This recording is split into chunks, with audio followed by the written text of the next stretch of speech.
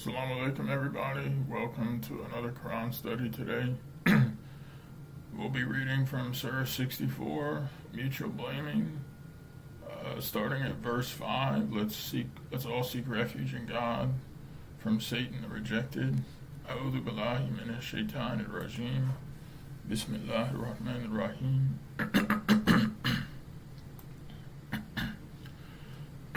Excuse me, I'm sorry.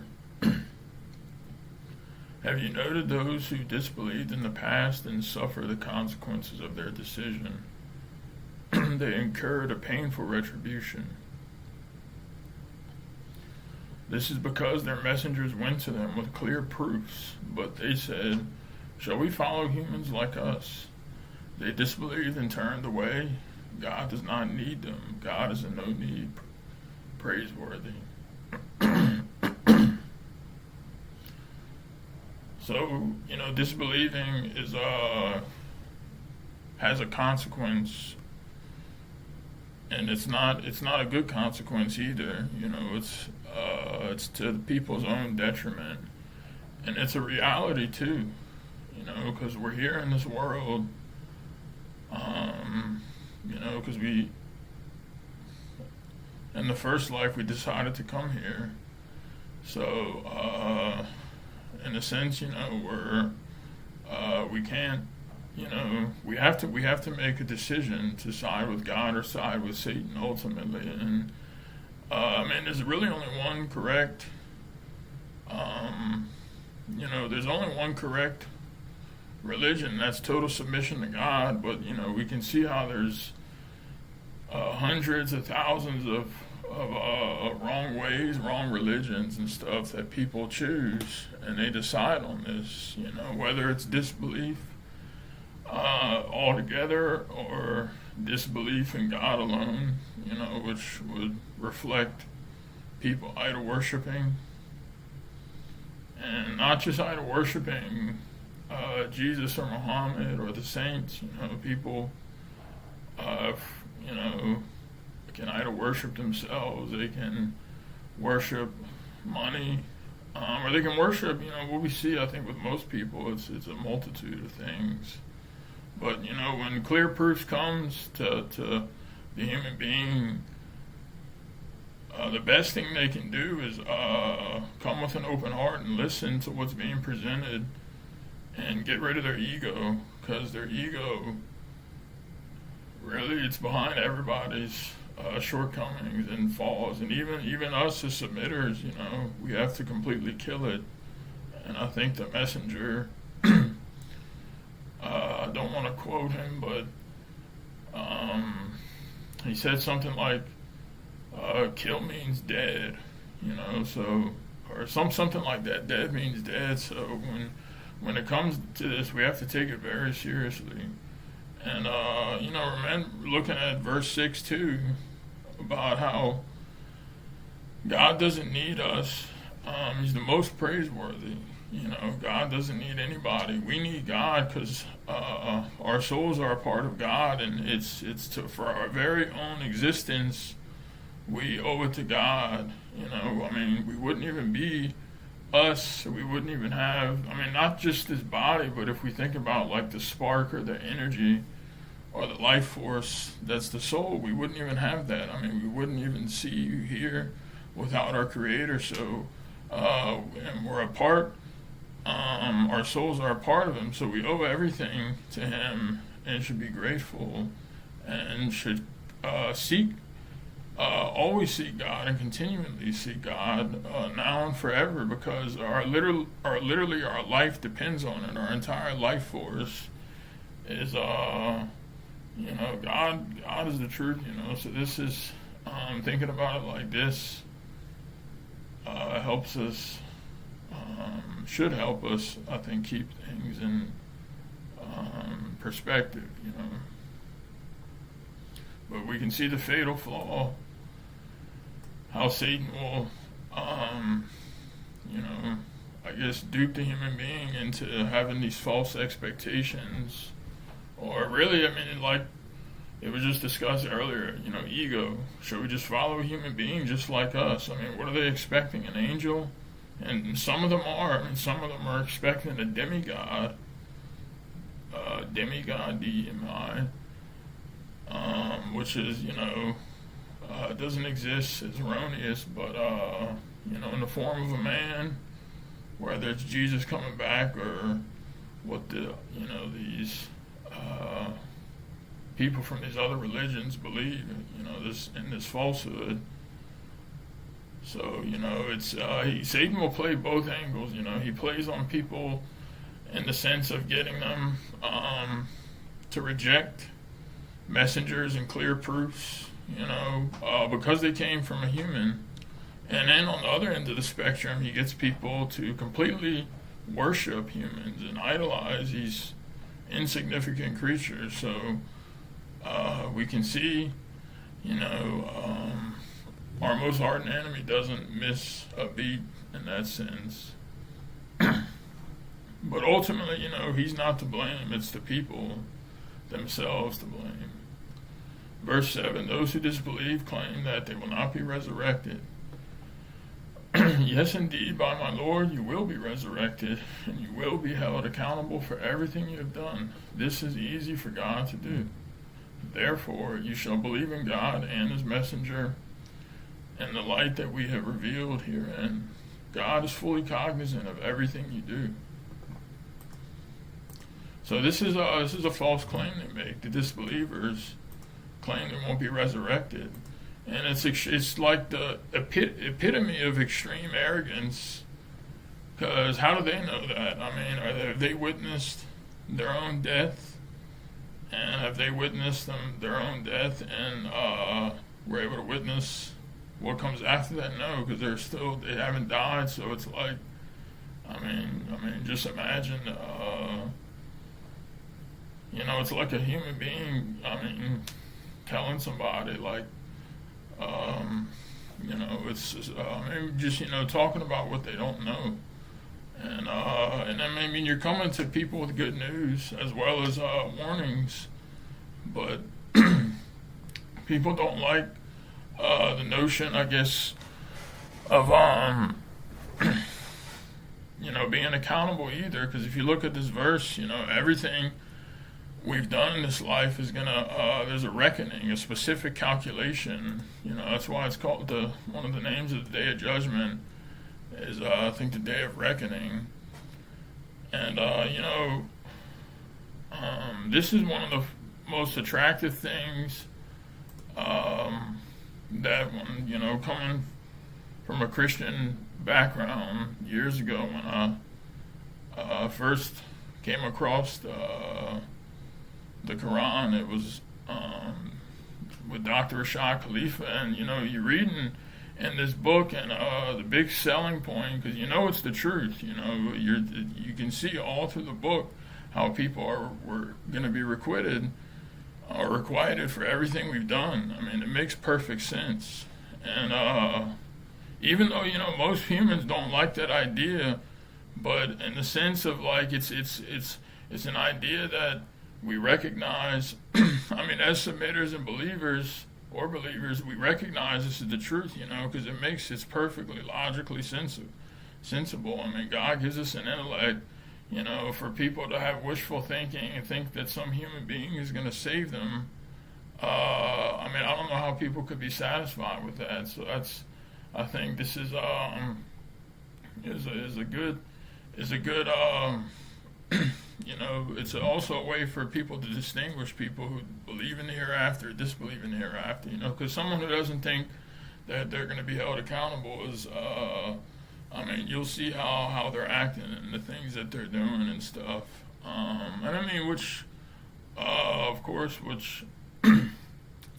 before becoming submitters, at least for myself, that was the case, but, this is the truth and what God is telling us, because it's not so much that it's a hard pill to swallow, it's an easy pill to swallow in the sense that now that we know it's the truth, we're grateful. We're extremely so grateful for that, because we know it's the truth. Instead of having just convoluted conjecture and a mishmash of stuff that, you know, uh, a lot of people prefer to believe. Their ears only itch to hear what their hearts secretly desire. So that's, it's an unfortunate case with people, but it's not to say people can change. So it's in our best interest to believe. Why God is inviting, telling us we should believe in God and His messenger and the light that we revealed here. And it's a light out of the darkness, and the darkness we've, pretty much anybody who hasn't submitted to God and have this beacon of mercy, they're in darkness.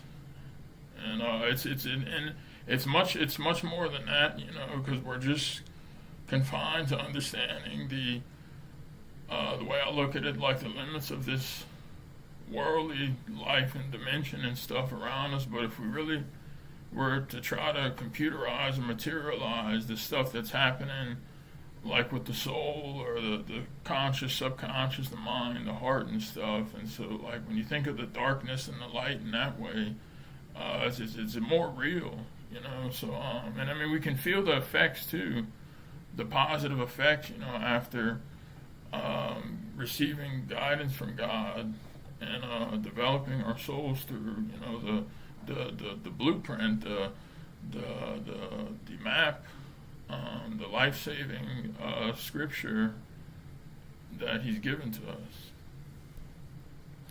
So moving on to verse 9. The day will come when He summons you to the day of summoning.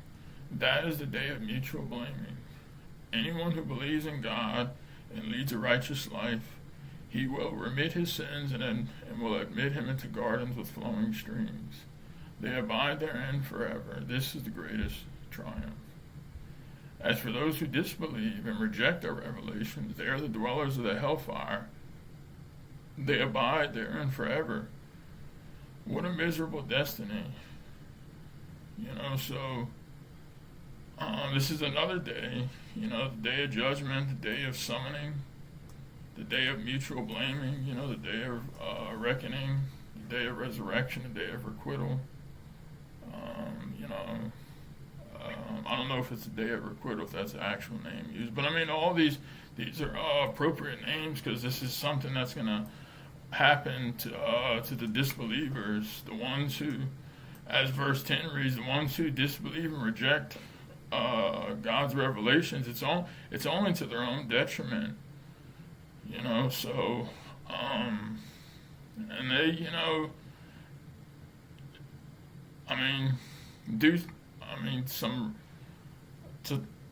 some recent stuff that happened or came up or something, that's been going on for a little while or a couple of years and stuff, and seeing a real life example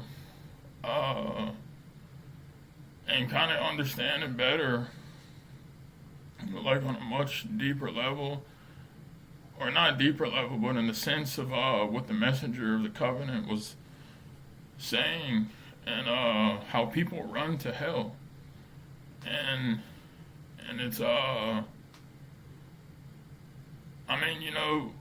and sometimes they might not be aware of it, sometimes they are aware of it, but seeing the examples that he gave and he talks about, and seeing something like that come to fruition with an individual, especially someone who is close to you, and to hear their own words out of their mouth, and it affirms in a good way. It affirms everything in this book. It affirms everything about the messenger.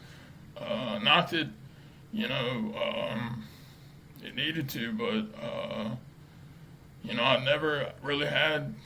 I believed in people run into hell, but it's hard to understand or comprehend. Like, why would somebody willingly run to pain or misery?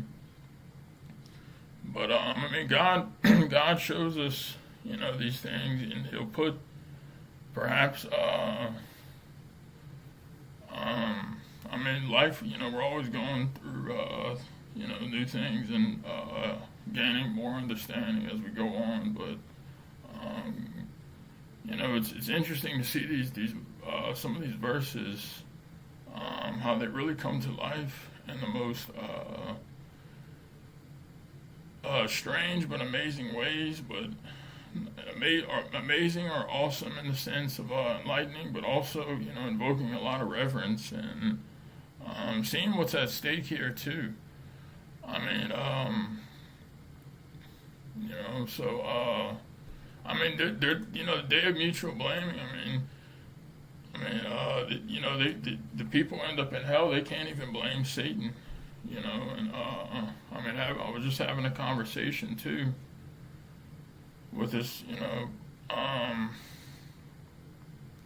with an individual, and they were talking about this almost like they had, accepted it in a way. It's very eerie, but not to get too deep into that. But we can see, the other destiny, and because there's only two alternatives, and this is life and death in the sense of just like how people would take life and death in the worldly sense, with their body, or getting out, not jumping in front of a car, or moving away, moving away from a moving train or something. It's even more than that. It's much more than that. And of course, these are, I like the the good songs in the Submitter albums, because there's a song that that I forget the title, but we're not doing it. As submitters, we don't do this for any reward, or we don't do this just to be on the winning side. We do this because we're seriously and sincerely concerned about the day of judgment and like what's at stake, and we do it because really we can appreciate God's awesomeness, and just incomprehensibly, like the verse in Surah 39 says, you can never fathom the greatness of God. So all these things that He'll give us are the, God willing, we make it into paradise, but He'll give us in this life, grant us righteousness in this life and righteousness in the hereafter. That's like a result of what, but we're not, our intentions behind it is for God, because it's kind of like in the same way, would you want, somebody in your family or a friend or something to do something nice for you, or even if you don't need it, and he has motivation, maybe most of his motivation is to get something in return, even though he likes you, or she likes you, whatever the case is, versus, them actually caring about you, and they don't give a hoop-de-doo, about getting anything in return, so, just moving on. Assalamu alaikum, brother. Divine law, verse 11, nothing happens to you except in accordance with God's will. Anyone who believes in God, He will guide his heart. God is fully aware of all things.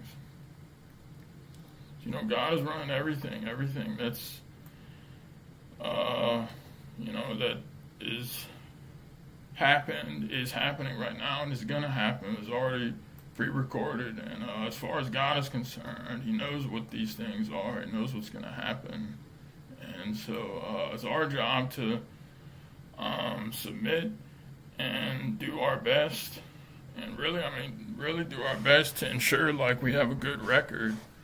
Even though our record, God knows what it is. We right now can, like the messenger gave, we can change our record. We can repent constantly. We can reflect. We can, constantly repent. I think that was the 1982 sermon. He's talking about this, how we have the chance to completely clean our record through something called repentance, and pledging never to. He said, pledge never to break God's law again. I mean, if it, and it's not to say that it wouldn't happen, but that has to be our sincere, intention, or if we could go back and completely change something or not act that way. That's the repentant nature we have to have. And God will purify us. God will help us to get better. You shall obey God and you shall obey the messenger. If you turn away, then the sole mission of our messenger is to deliver the message. God, there's no other God besides him. In God the believer shall trust. O you who believe, your spouses and your children can be your enemies. Beware.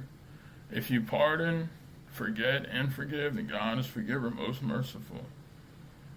So this is not talking to the disbelievers. This is talking to the believers, the submitters. That because obviously, a disbeliever, idol worshiper, is probably idolizing their spouse or vice versa, or both of them, or any types, or their children. But in the sense, like how the messenger, I think, was discussing this too.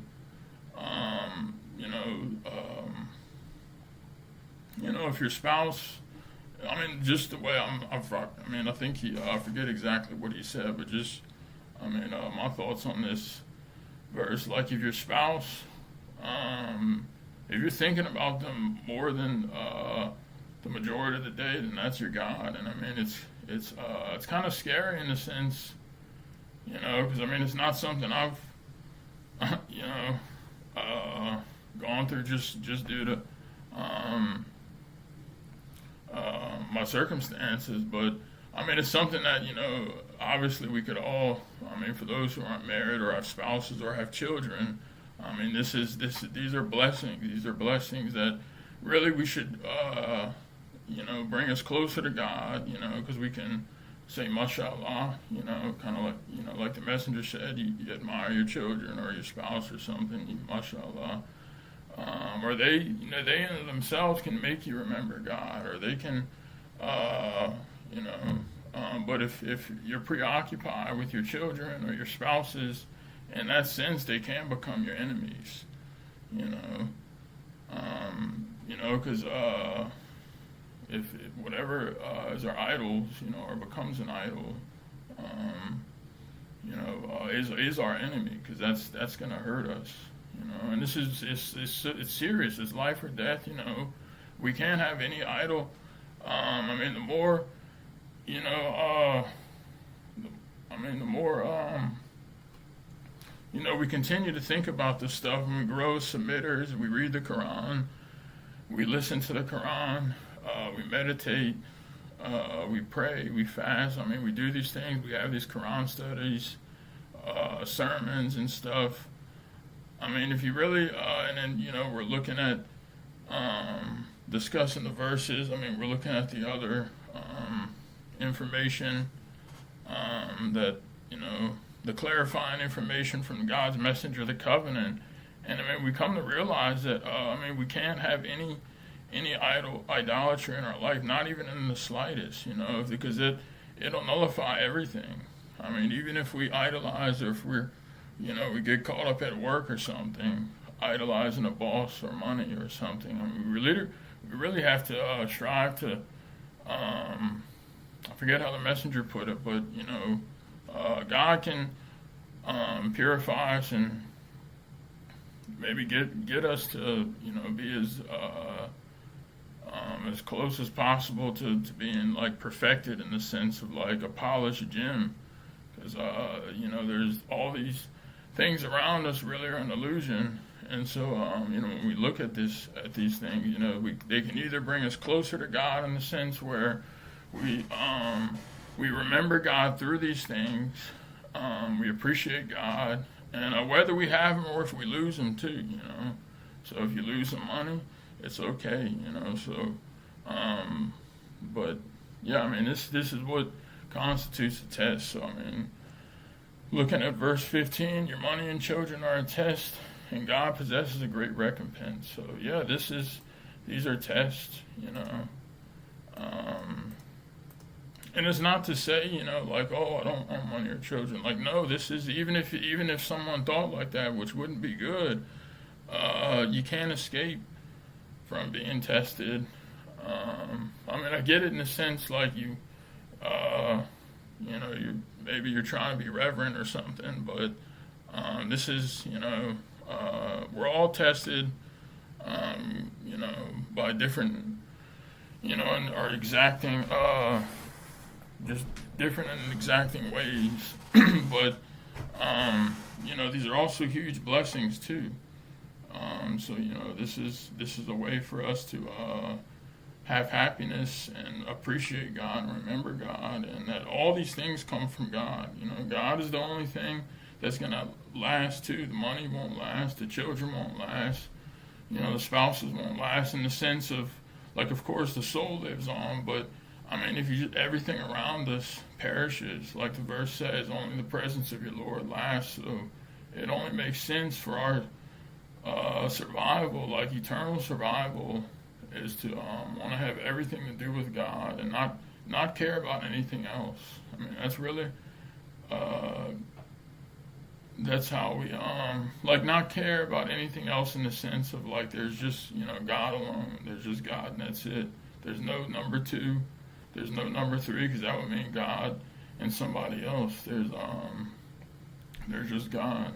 Because it's funny. I see, like, people's bios on their stuff on their social media. Y'all have probably seen it too. There were people who were even listening, and you see, like,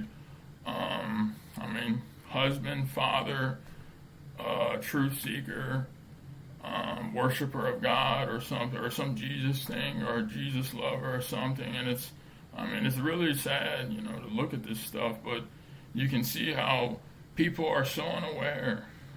That's what makes it, I guess, unfortunate for them, but they're so unaware, and they're thinking that they're doing right, but just right there tells you that I see that pretty common, I guess, with some of the people I know, or you just run across it, or you see. So that was just an example to kind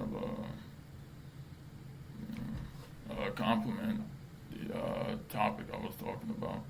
So verse 16, moving on. Therefore you shall reverence God as much as you can, and listen and obey, and give to charity for your own good. Anyone who is protected from his own stinginess, these are the successful ones. So, yes, I was just having a discussion with someone who you'd think would seem would believe in God from how they're talking, but this person was saying that first they were saying you shouldn't fear God and you shouldn't fear hell either, right? Because I pulled up verses from Surah 42, how the believers are concerned about the hereafter. It says, as for the hour, they believe in it.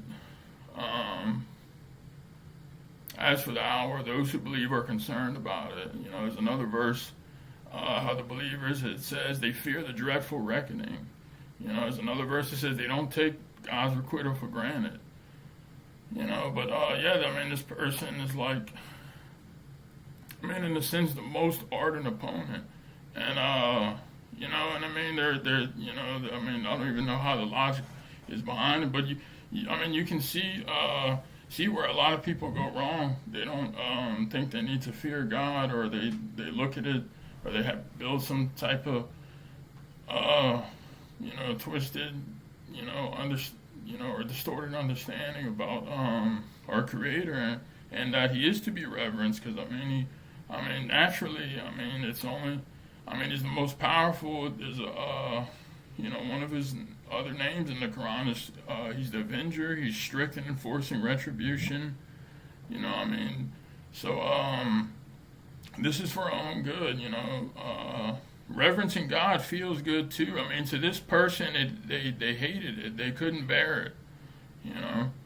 honestly, I mean, they didn't like they hated the idea of reverencing God. They ended up changing and said, okay, well, we should reverence God like a minute later, and then but they said we shouldn't fear hell or anything. And it's like, yeah, but yeah, listen, obeying. I mean, reverence God should feel good, but to someone who doesn't believe or perhaps is knows what their hands have sent forth has been evil, and even recognizes that, but doesn't want to change for some reason, and it's like it's really true about how God sends. I was listening to the Quran this morning about how God sends people astray, and it's not that. It's these people decided to go astray themselves, and then they're seeing the consequences and the results around them. And it's scary because, this individual recognizes, I've never met anybody like this in my life that's been,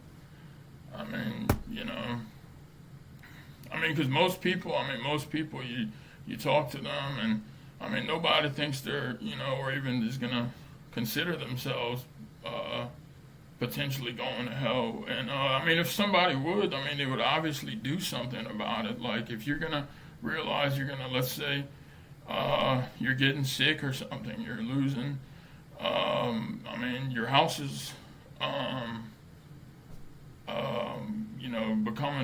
getting flooded or something. You're going to start doing, you're not just going to sit there and watch, your whole, life fall apart. But, this is what people do. This is what it means. This is, I guess, sheds a new light for me on, like, how people want to go to hell. It makes sense. Like, people are literally jumping the fence, and I think in my situation, it's like, this person is I guess they're confessing to it. Where others, it's a little more obscure. They're it's kind of like it's like pulling teeth trying to get them to see this, but in this sense, it's it increases my reverence. Hearing about this stuff or seeing this stuff, I'm sure we've all seen this stuff, but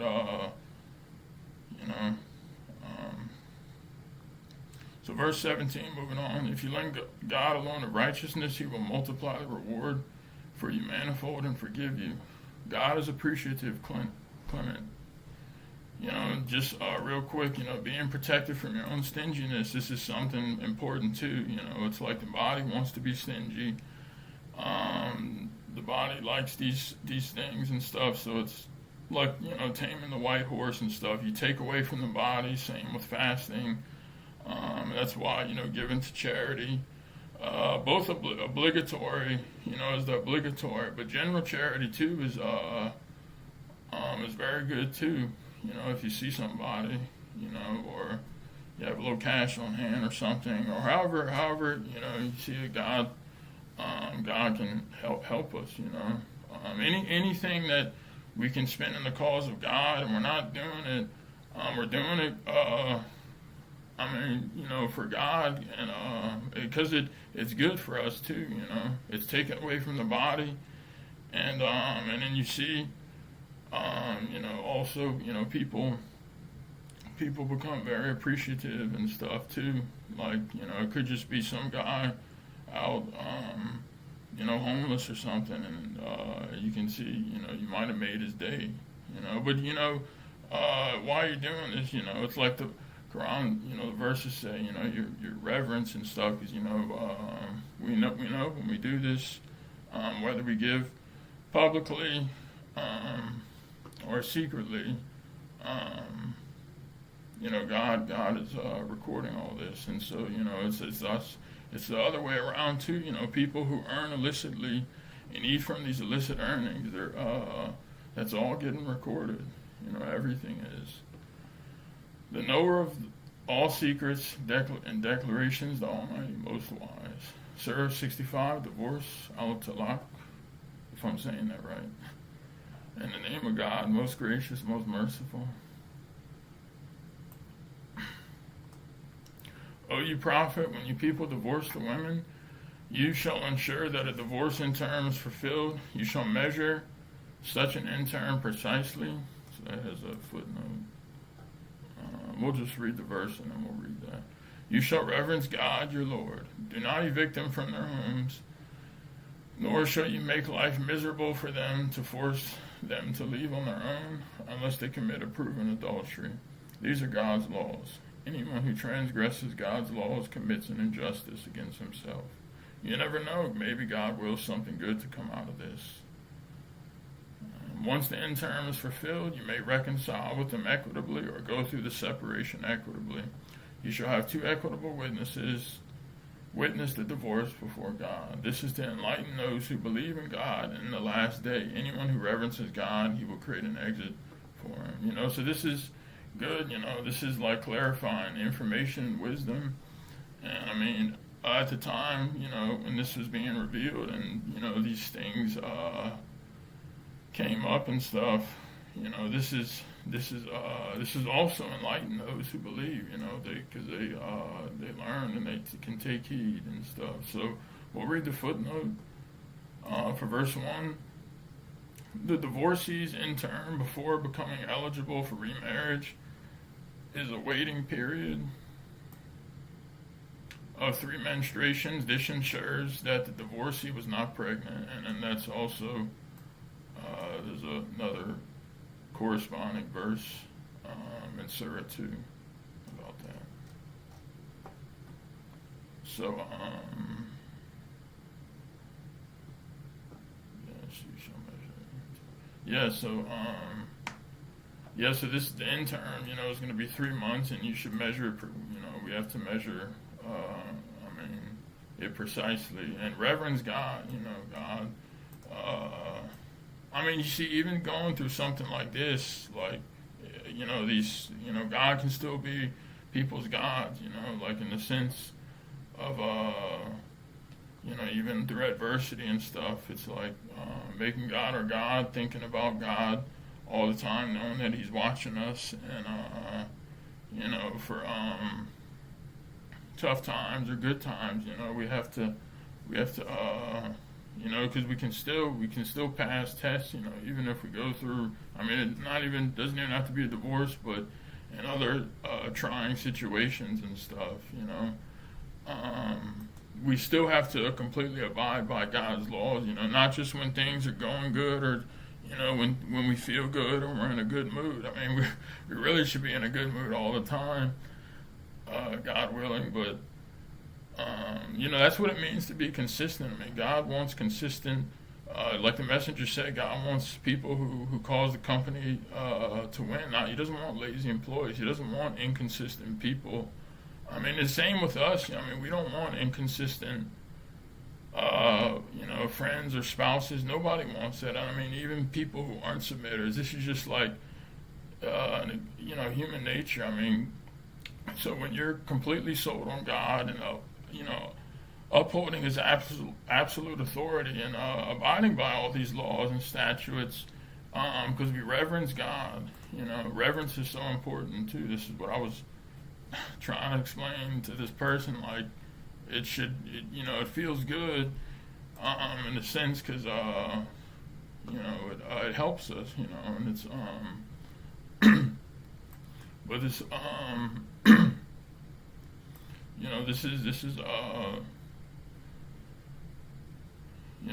there's a consequence too. If we as submitters, we have it's the statute book with the Quran's also referred to the criterion, and it's a blessing too. Imagine being left in not knowing the right way or the wrong way to do certain things. Every matter has been clarified in here. And so these are God's laws, as it says. Anyone who transgresses these laws commits an injustice against himself. So despite the situation, maybe God wills something for good to come out of this. So, verse 3, He will provide for him once he never expected. Let me just finish. I read this, but anyone who reverences God, He will create an exit for him, and will provide him whence he never expected. Anyone who trusts in God, He suffices him. God's commands are done. God has decreed for everything its fate. As for the women who have reached menopause, if you have any doubts, their interim shall be 3 months. As for those who do not menstruate and discover that they are pregnant, their interim ends upon giving birth. Anyone who reverences God, He makes everything easy for him. So this person I was referring to earlier is like, it's his exact opposite. And they're well aware of it, and they're choosing this. So reverencing God, that's why, it's going to keep us like on our tiptoes and like being a complete submitter. Having respect for His laws, having respect. Not even more than just respect. Reverence for God, because we know He's watching. Everything's being recorded, and He's the Lord of the universe. Who else would you want to listen to? The Lord of the universe, who has like all the infinite knowledge of like physics, and knows everything that there is, and even more. And like one of the verses said, I think everything. He knows all the mysteries, or everything.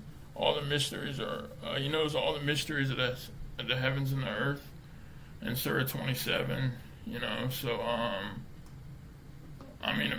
listening to God versus anything else is. It doesn't even compare. Because a human being who who these imams or preachers or. Wherever. You just, so that's what's so bad about upholding other books or laws or, traditions and stuff other than what God is telling us, because this is the ultimate sign of disrespect and really stupidity too, because it's like, would you rather listen? This is just worldly, maybe not a good example, but would you listen to what the CEO, let's say he was a righteous CEO of a good company, very knowledgeable. Would you listen to his commands, or would you listen to some, roach, but I don't want to disrespect, but you get the idea of, or some microscopic bug commands. Even more than less than that. No, you wouldn't. It's even more than that, But just to like put it. Give an analogy of what people do without realizing it. And it's like the messenger said, they don't appreciate the greatness of God, and so they can't understand just profoundness of the wisdom and stuff. And even if, we may not understand some of these things coming into submission, that's what it means to be a submitter. You say, yes, sir. You submit completely and cheerfully. In this last two pages, it's talked about reverencing God, several times, and so this is good for us, because we don't take these things lightly. We don't take God's commands lightly. This is God's command that He sends down to you. Anyone who reverences God, He remits his sins and rewards him generously. So I think, there's another verse. He remits his sins right here. But yeah, we just, we read several verses about reverencing God. You shall allow them to live in the same home in which they lived with you, and do not make life so miserable for them that they leave on their own. If they are pregnant, you shall spend on them until they give birth. If they nurse the infant, you shall pay them for this service. You shall maintain amicable relations among you. If you disagree, you may hire another woman to nurse the child. The rich husband shall provide support in accordance with his means, and the poor shall provide accordance to the means that God bestowed upon him. God does not impose on any soul more than He has given it. God will provide ease after difficulty. So obviously, like we know that the title of this chapter is divorce, and maybe it's the same. I'm sure probably it's. Well, I don't want to say this because who are people to say what I mean, God, I don't know if it's right, but like growing up and coming from Christianity, there was a saying that God hates divorce. So in a sense, so like yeah, it's not something. So I mean, in submission, I mean, obviously God is in the Quran. We're being told about it, like so it's not. I mean, obviously, it's not something that's good in a sense. But if it has to come to that, like it's not good for anybody. And I'm pretty sure it's safe to say that it's God doesn't. I don't want to make any mistakes. But y'all get the idea. So we're told, should this situation come up, or someone were to go through something like that in both parties, something is like devastating and difficult and trying. I mean, God makes a way out for people. I mean, He tells us these things. I mean, God willing, it would never come to that for anybody. But I mean, of course, it happens. So I mean, God willing, it. I mean. But I mean, we can see, also the divorce rates. I mean, amongst, people, not even just non-religious. I mean, just people. I think the numbers are really high in this country. But I mean, you can see why this happens, and it's not even. I mean, a big part. You can even see the successful marriages. God is a foundation. I mean, even if they're committing idol worship, which is bad, but you can see the more successful marriages are always gonna have God at the center of them somehow. I remember reading some statistic or something. So I mean, that should just be proof for people. I mean, even outside of submission or that aren't sure about what they want to believe in, that that God is the truth and stuff, and that if trying to live life any other way, it's just gonna, bring problems. I mean, it's not to say that, I mean, God's given us the best rules and stuff, and it's not to say that it doesn't, like, someone that were to get divorced. I mean, it can happen, because it doesn't mean, just one or both parties are bad, or either. I mean, it's I mean, we can see in a sense, like, even if you want to look at it in the sense of the prophets, some of the prophets and messengers, I mean, well, they're like Lot and Noah. I mean, they maybe didn't go through an official divorce, but anyway, it doesn't matter. God knows. Many a community rebelled against the commands of its Lord and against His messengers. Consequently, we held them strictly accountable and requited them a terrible requital. They suffered the consequences of their decisions, a profound loss. So yeah, this was the same thing that first verse we read today of or the verse we read of Surah 64, verse 5. So people are gonna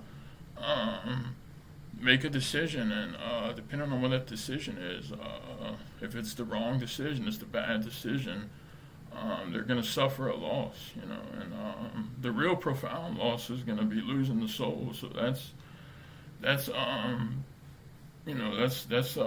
the another part of the Quran says, the real loss is the loss of the soul, and losing the families on the day of resurrection. So God has prepared for them severe retribution. Therefore you shall reverence God, O you who possess intelligence and believe. God has sent down to you a message. So subhanAllah, here it is again, therefore you shall reverence God.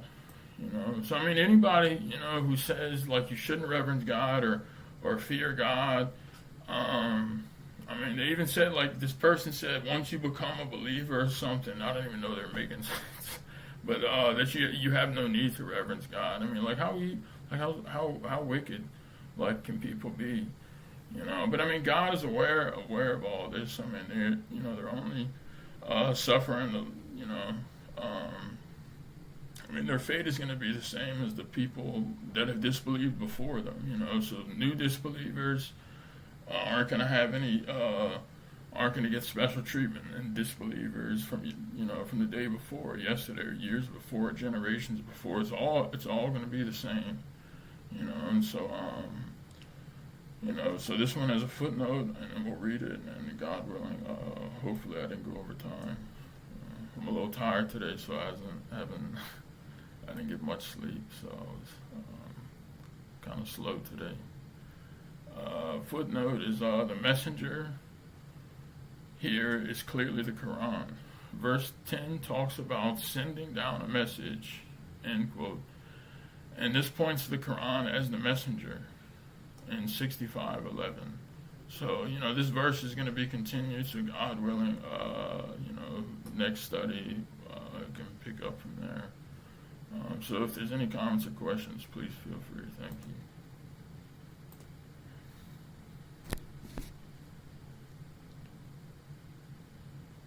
MashaAllah, brother. Thank you for the study. MashaAllah. MashaAllah. Thank you, brother. MashaAllah.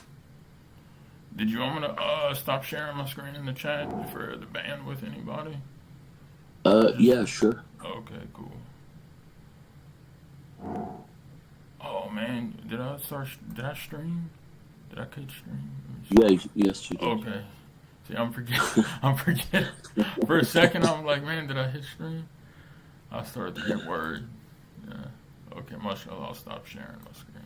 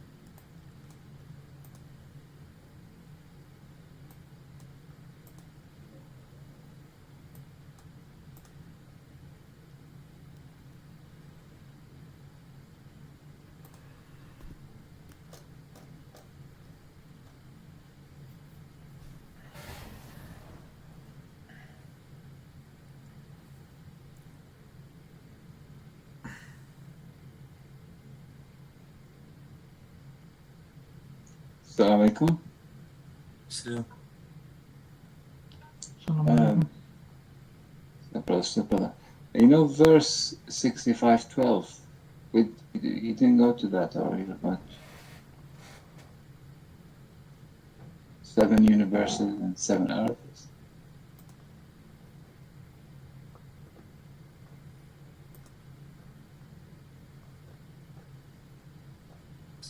brother, I didn't understand the question. What was the question?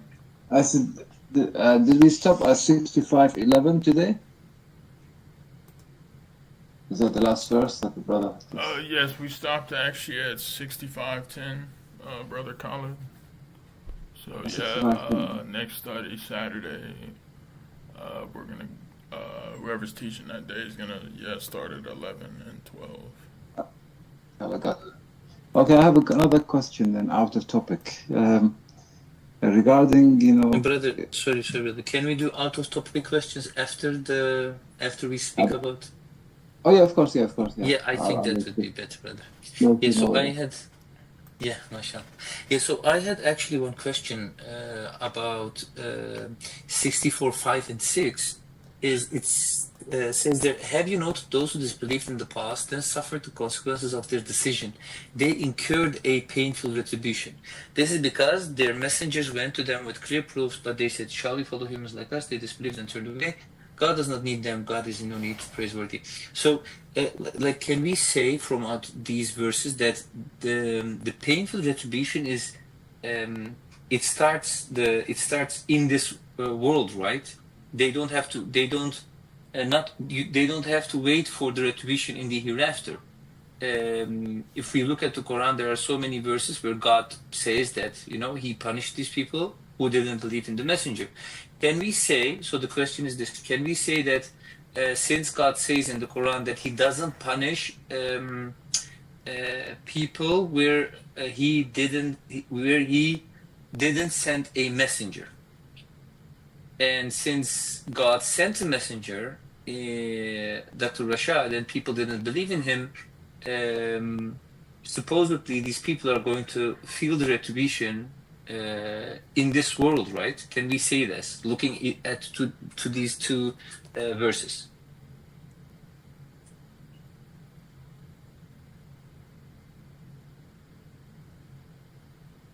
I don't know, I had some difficulties explaining the question, but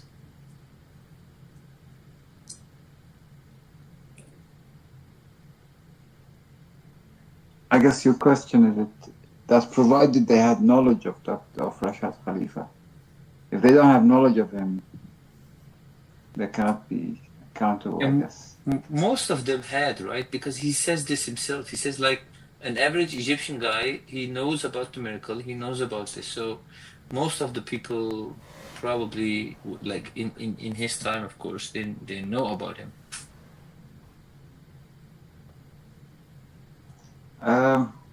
Maybe, I'm not sure about that. Can you repeat the verse numbers you were referencing? Yeah, brother. So it's like verse 5 and 6. There, God speaks about people whom He sent messengers to, but they didn't believe, and He says, like, they have the. He says basically, they incurred a painful retribution. So this painful retribution, what God speaks about, is like it starts in this world, right? It is not necessarily a painful retribution in the hereafter. It starts here. Right. So my question is, since there are so many examples in the Quran where God sends a messenger, people don't believe in him, then he punishes them, right? So like in the case of Dr. Rashad, he sent a messenger, people didn't believe in him, they mocked him, they killed him. So like, and God says in the Quran that his system doesn't change.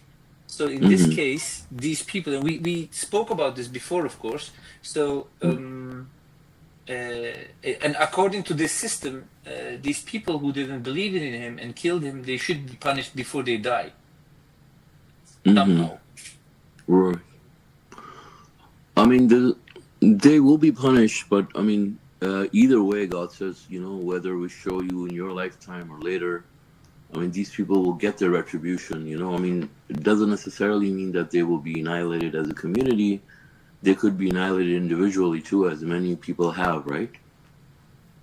So either way, yeah, whether in a public like community type annihilation or their own individual annihilation, I mean, they will all suffer, as God's consistent system.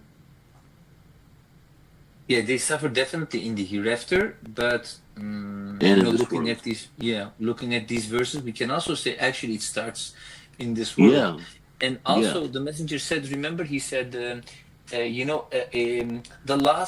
around the last 10 years of a submitter is going to be perfect, and the other one is going to be miserable.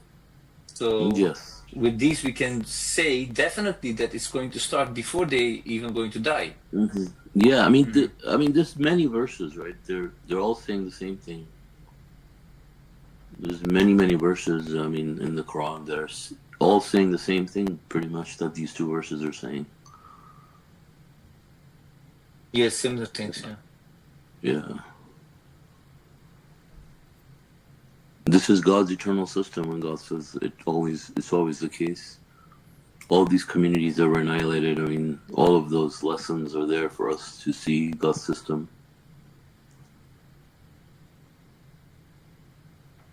Right? I mean, whether it's AIDS or cancer or, and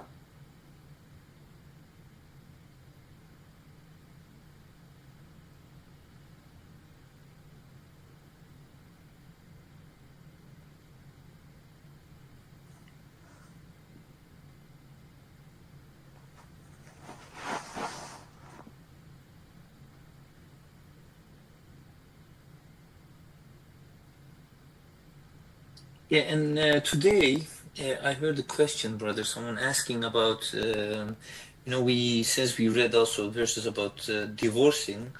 Okay, so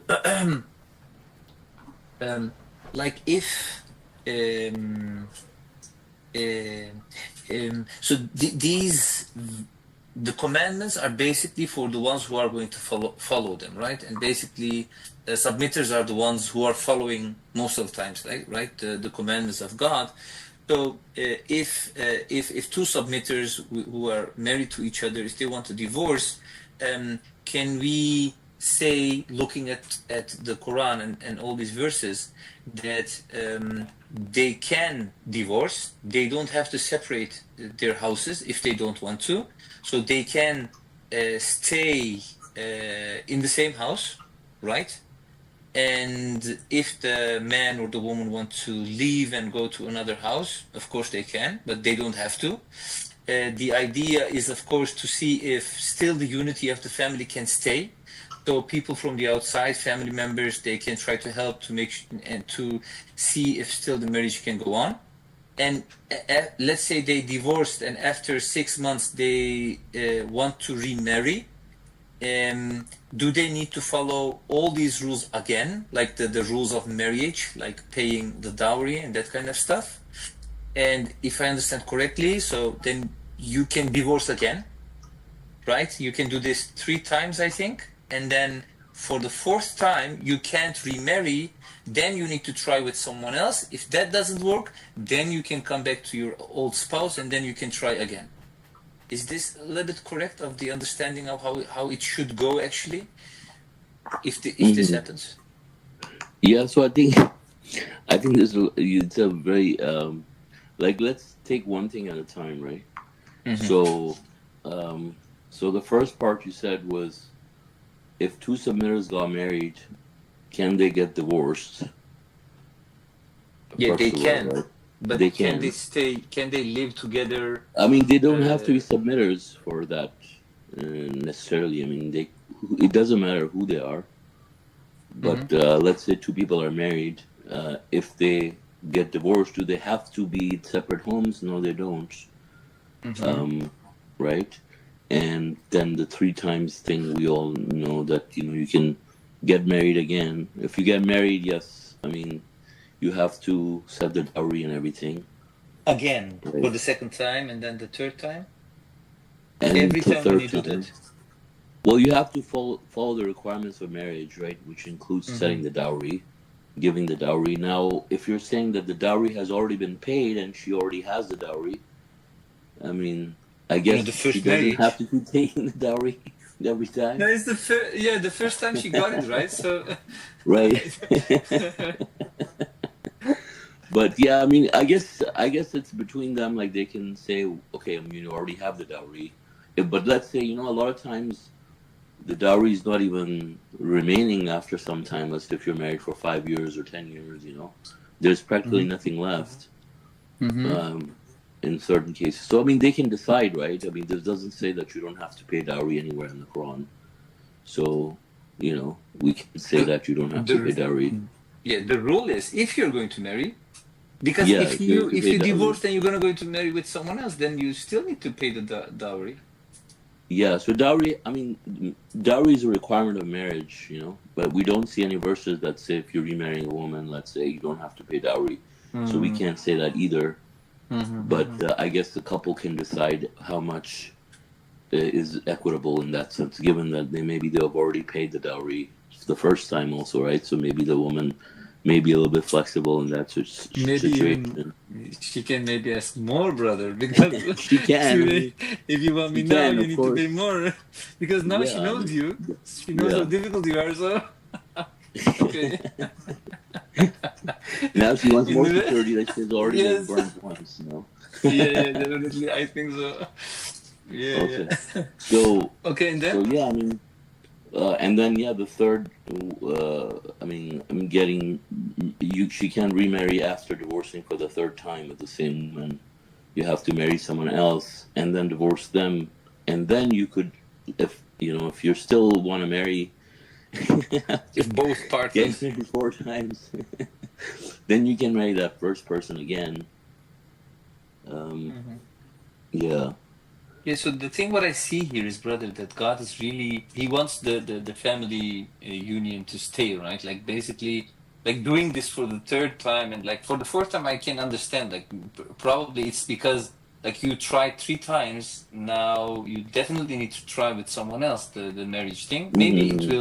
it will work out. And if even that doesn't Mm-hmm. work, you still can come back. It doesn't say Mm-hmm. no, like the third time and then Mm-hmm. finished, right? Mm-hmm. Well, I mean, we can see that God hates divorce by the verses, for Mm-hmm. example, that talk about not breaking existing marriages if you're married to 2 sisters, right? Mm-hmm. So that shows that, God hates divorce. He doesn't want Mm-hmm. broken families and, traumatized children. Uh, Mm-hmm. so that's the idea, you know. Yeah, and so what they did, especially in the Middle East, brother, is if someone, like definitely the divorce is not according to the Quran. The guy, Mm-hmm. he just needs to say 3 times, I Mm-hmm. leave you for 3 times, and then she's divorced. Because he said it Mm-hmm. for 3 times, so they say that Mm-hmm. he cannot marry his old wife. So the wife Mm-hmm. needs to marry and sleep with another person. And most Mm-hmm. of it, like there are some stories that they do this stuff, and then they say, oh, instead of someone else whom we don't know that she's gonna sleep with, let's let her sleep with someone who we know, from the family for one night, and then they do that. I heard this so many times that it really happens.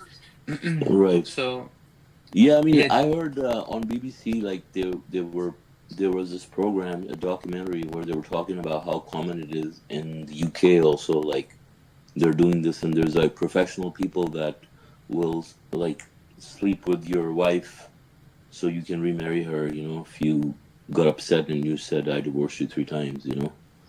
Uh-huh.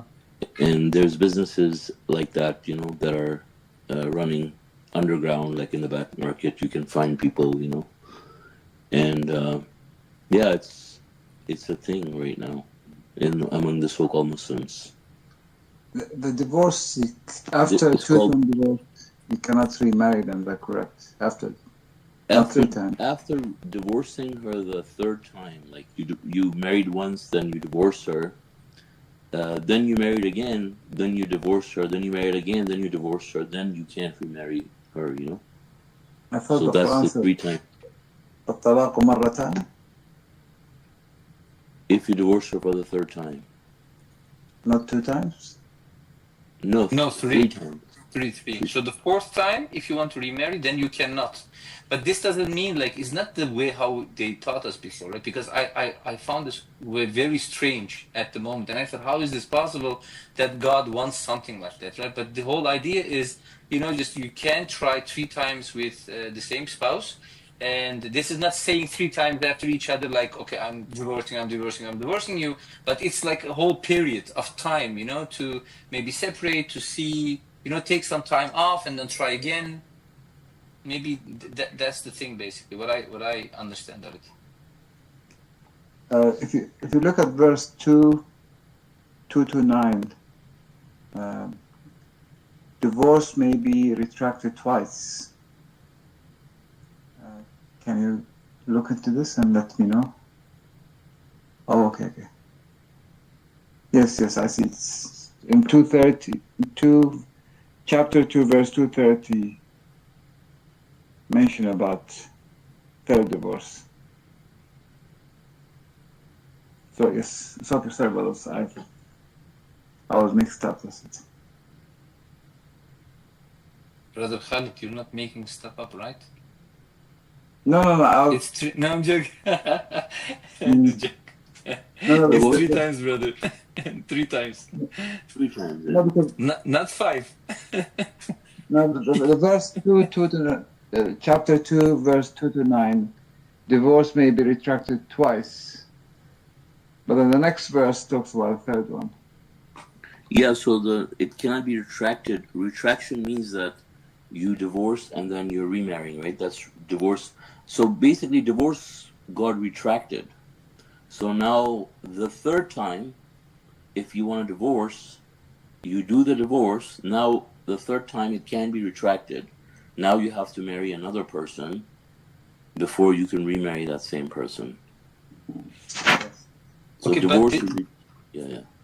yes, but So, this so I guess doesn't in mean. that sense, actually, brother Jafar, in that sense, it's really just retraction of the divorce. Like when even if you're remarrying, it's like you're just undoing the divorce. You're not going to pay dowry if you're just undoing the divorce part. You're just Mhm. reversing the divorce. Oh, okay. Yeah. Okay. And for the third time, you need to marry For the someone else, third but time, this, but then yes. after the fourth time, when you're not retracting, you're remarrying. So I think then you just have to pay, right, the dowry. Mm. If you're gonna marry her the fourth time, that's not a retraction of the divorce. That's actually marrying from the beginning. But where do you get the retraction of? From which verse? How From do that you? verse that the brother just mentioned, right? Can you read that again? Divorce can be retracted twice. Retracted twice. What was it? Two. Two. What was it, brother? Chapter 2, verse 2 to 9. Is there a timeline for the Yes, the retraction? divorce may be retracted twice. The divorced woman shall be allowed to live in the same home amicably, or leave it amicably. It is not lawful for the husband to take back anything he had given her. However, the couple may fear that they may transgress God's laws. God's law. They commit no error if the wife willingly gives back whatever she chooses. These are God's laws. Do not transgress them. Those who transgress God's laws are the unjust. Right. So it says at-talaku marathon, right? Twice. When you do twice talaq, you can reverse that. You can reverse it twice, yeah. Is there a timeline for that? Timeline? Yeah, like I divorce her today. When can I retract the marriage? So whenever you, as long as you haven't remarried another person. Well, I can divorce now, come back to her after 2 years? Yes. As long as you guys have not remarried, other spouses. Well, the woman cannot remarry, but the man can remarry. No. Why? Man can marry multiple wives, not more than 61 wives. 61? No, a man can marry more than one wife, but a woman cannot marry more than one man. No, not more than one. Not simultaneously. I mean, we're talking about divorce, right? When they're divorced for 2 years, we're saying they can undo the divorce after 2 years and get back together again, as long as they haven't remarried with someone else, right? Okay, so basically what happens? Yeah, so There's basically what happens is you marry someone, then you get a divorce, then after the divorce you can what is it the word called? Retract. Retract that one. So you are actually basically married again. Then you can divorce, and afterwards you can retract again. So 2 times. So 2 to 9 says you can do it twice. So this means you are remarrying, let's say, not like you're retracting it twice. And after this, if you're going to divorce again, then you cannot do it. Then you need to marry with someone else. Okay. So, and this doesn't mean that you want to remarry your wife whom you had 2 times divorce. You divorced her 2 times, right? So sorry for the 3rd time. So you cannot remarry her again. The thing is this: you have some people, they want to remarry with their wives again, and they know that this law exists. So only for the sake of remarrying their wife, they go and marry someone else. Yeah, but and then divorce them and then come back. Yeah, but they don't do the divorce 3 times. They just say, "I divorce you, I divorce you, I divorce you," and based on that, they consider it a divorce 3 times. Yeah, but let's say they do this. Let's say they follow these rules. They do it. What I understand from this was, like, there should be a reason why you're divorcing, right? Like, if you have 2 people who can use their minds and, like, if you are not crazy, right? there is definitely a reason for the divorce because it's not a gameplay. So, and you tried it 3 times and it didn't work, so that's why you were divorced again. What I No, understand no. is, We're talking about the so. Are you talking about the? Sorry. Are you talking about yeah, the so-called Muslims, or are you talking about submitters? yeah, yeah. I'm actually interested in submitters, not the so-called Muslims. Yeah, because the so-called Because, Muslims, it's a little yeah, confusing because they just say, "I divorced you, I divorced you, I divorced yeah, you," and that's yeah, divorce. yeah, And then yeah, they have yeah, to get someone else. Yeah. Okay. yeah, So okay, yeah. let's say we're talking about really actually marrying a person Yes. and divorcing.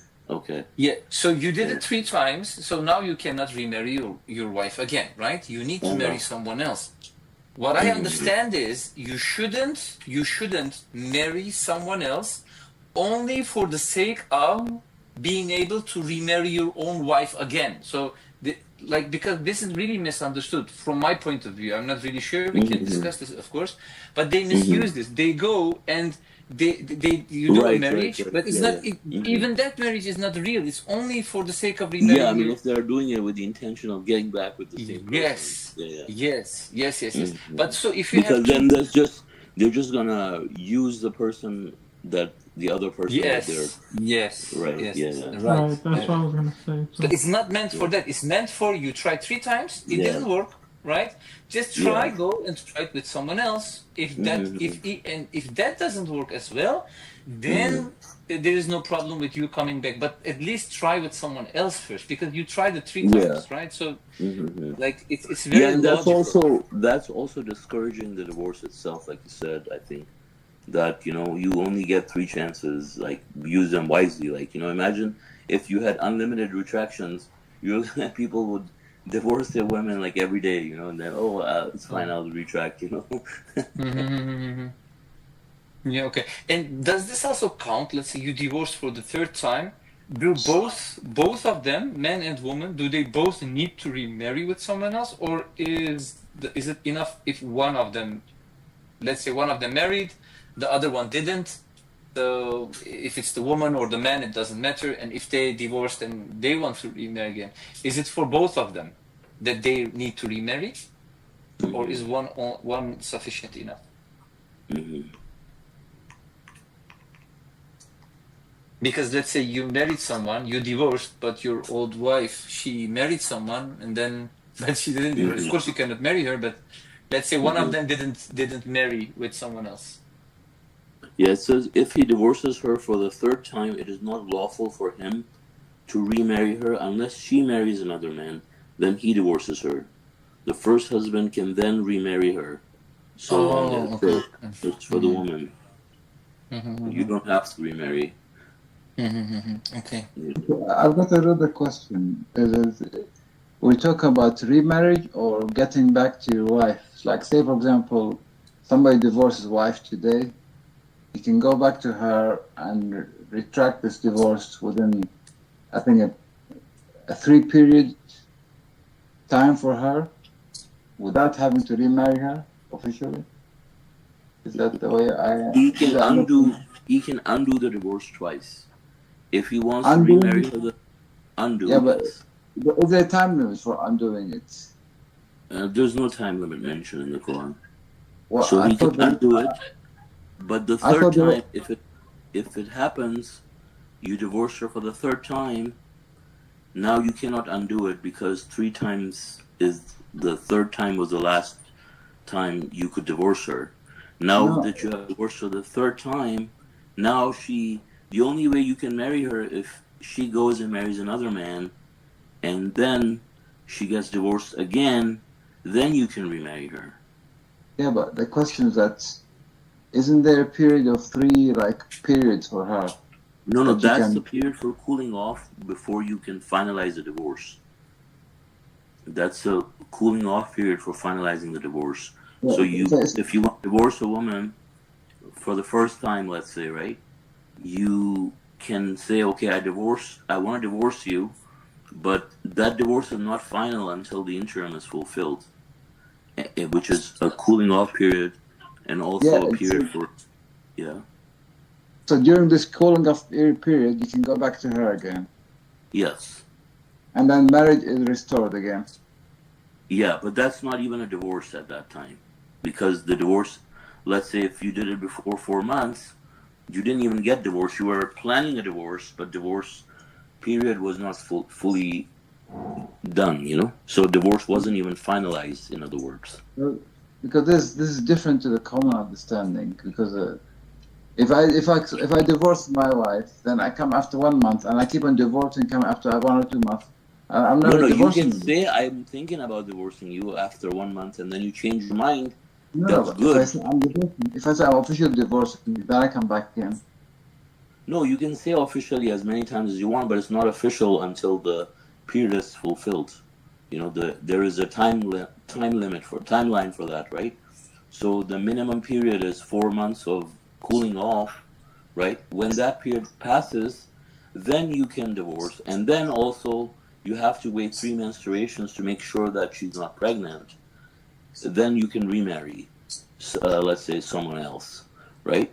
But imagine if you say to your wife that I want to divorce you, and then 1 month passes, and then you cool off, then it's not a divorce. You know, you cooled off before you went through with the divorce, because for the divorce to be finalized, God says you must wait for 4 months. You know, that's the cooling off period, and then you have 3 menstruations on top of it to make sure she's not pregnant with your child. So that's a little So more than that's if like so, some if extra I, if I time on top of it. if you say if you divorce your wife, and then within the cooling period you go back to her again, and you keep on doing this, so you can never. It's not even. It never counts as divorce, you mean? Yes, it never counts as a divorce Is because that you never finalize. is that how the Sunnis understand this also? The I don't Muslims? think that the Sunnis understand this at all. They don't understand cooling off. They just say, I divorce you, and then it's done, you know? And it's Mm. apparently done 3 times. No, because that's what I thought also. That if you divorce, then it's a Mm. divorce. Yeah, but that's when you say divorce. When Allah tells us you can divorce 2 times, third time is over. God is going to divorce and retracting it. Otherwise, I don't know. So it feels like a misuse, or because it's just new understanding to me how this divorce works in this way.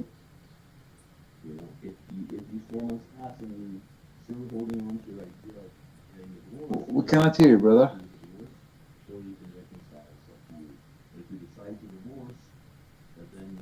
Yeah, man. Brother, we cannot hear you. So I can hear him, but very faint. Nobody.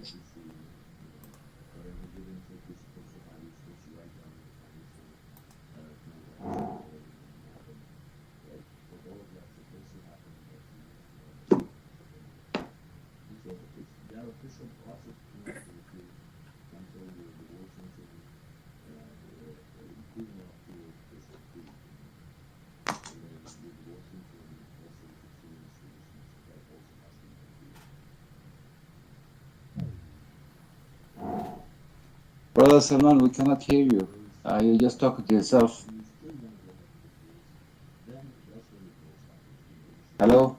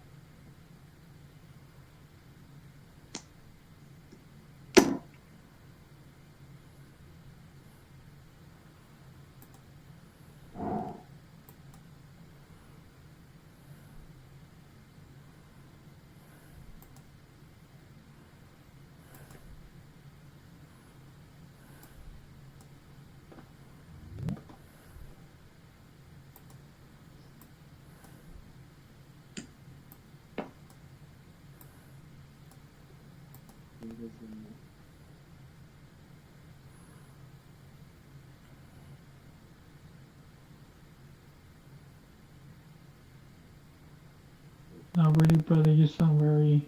Can you guys hear me now? Okay, yeah. Oh, sorry. I don't know. I think I was set to went to my headphone or something, and I'm still Yeah, we talking. can hear you clearly. We didn't anything except for the last 2 minutes there. Okay, yeah. I think I was just repeating myself. Well, we don't know what's happened anyway. Right. Is there anything specifically about divorce that Rashid Khalifa mentioned? Like, 'cause I'm confused about divorce. But right now, the divorce concept has changed based on your explanation. Okay. So yeah, I mean, just look at the verses and the explanations and the subtitles. They're all mentioned in the Quran by Dr. Rashad Khalifa. So No, the Quran, the divorce may be retracted twice. So if you retract the divorce, then it's a divorce. You cannot say if you retract the cooling period, because it says if you divorce her for the third time, so that means the other two times were actual divorces, right? First time was done, second time was done. Now you're divorcing her for the third time, right? So clearly, the retraction is talking about two divorces. Yeah, but the divorce is an action. If I do an action, yeah. So divorce, but the thing is, what is divorce, right? Divorce is a process. If you didn't even complete the process, how can you say it was done, right? Because there's a cooling off period. Okay, cooling off periods, which means that you can both return to each other without having to go through the process of a full marriage, like a divorce. like a mahar. Yeah, like brother, I think maybe what you're thinking of or confusing you. So like a divorce means like you're divorced. You know, doesn't mean like you get in a fight or y'all quit talking to each other, or let's say even I mean, I'm not sure if people do this, but like if I were to go sleep on the couch at my friend's house or something, that's not a divorce. Like I mean that's just what people refer to as working things out or whatever. You hear about these terms. Like a divorce is when y'all talk together. It's a process, and y'all come to terms, and y'all get like this whole process started, and y'all go through to it and see it through and through, and that's it. Like y'all are not married anymore. And that's a divorce. So if that happens, if that happens, the first time y'all can get married, and if the whole conundrum happens again, then that's the second time, and then by the third time, I mean, if it happens a third time, I feel like one of the parties, that makes sense why, I mean, it's like this, because either one or both of the parties is, it's just not going to work out, or maybe one of them's playing games with the others, who knows, but yeah, it's a whole process. It's not just like getting in an argument or spending time separate from each other. It's like a divorce. Like it's a whole big process, conundrum, painful and stuff. Does that help a little bit? Also, Marshall, thank you, Brother John. Also, you can go to audio number 8 from the Messenger of the Covenant if you want to hear it directly from him. In audio number 8, you can find it. I have another question. The cooling off period. I would say, say, for example, I'm married to the wife Khadija. I divorce her today. So I have a cooling off. We not myself. We have a cooling off period of 4 months. Okay. So that we can come back together. No, so the cooling off period. Correct me if the cooling off period is prior to divorce. That's to prevent the divorce. Because once you're divorced, there's no cooling off period. I mean, that's y'all are done and done as far as both of y'all concerned. I mean, y'all are going y'all separate ways. Now, it just so happens if love or whatever, some situation brought y'all back together, then y'all can get married again. But I don't know, man. Maybe I don't know how like common it is for.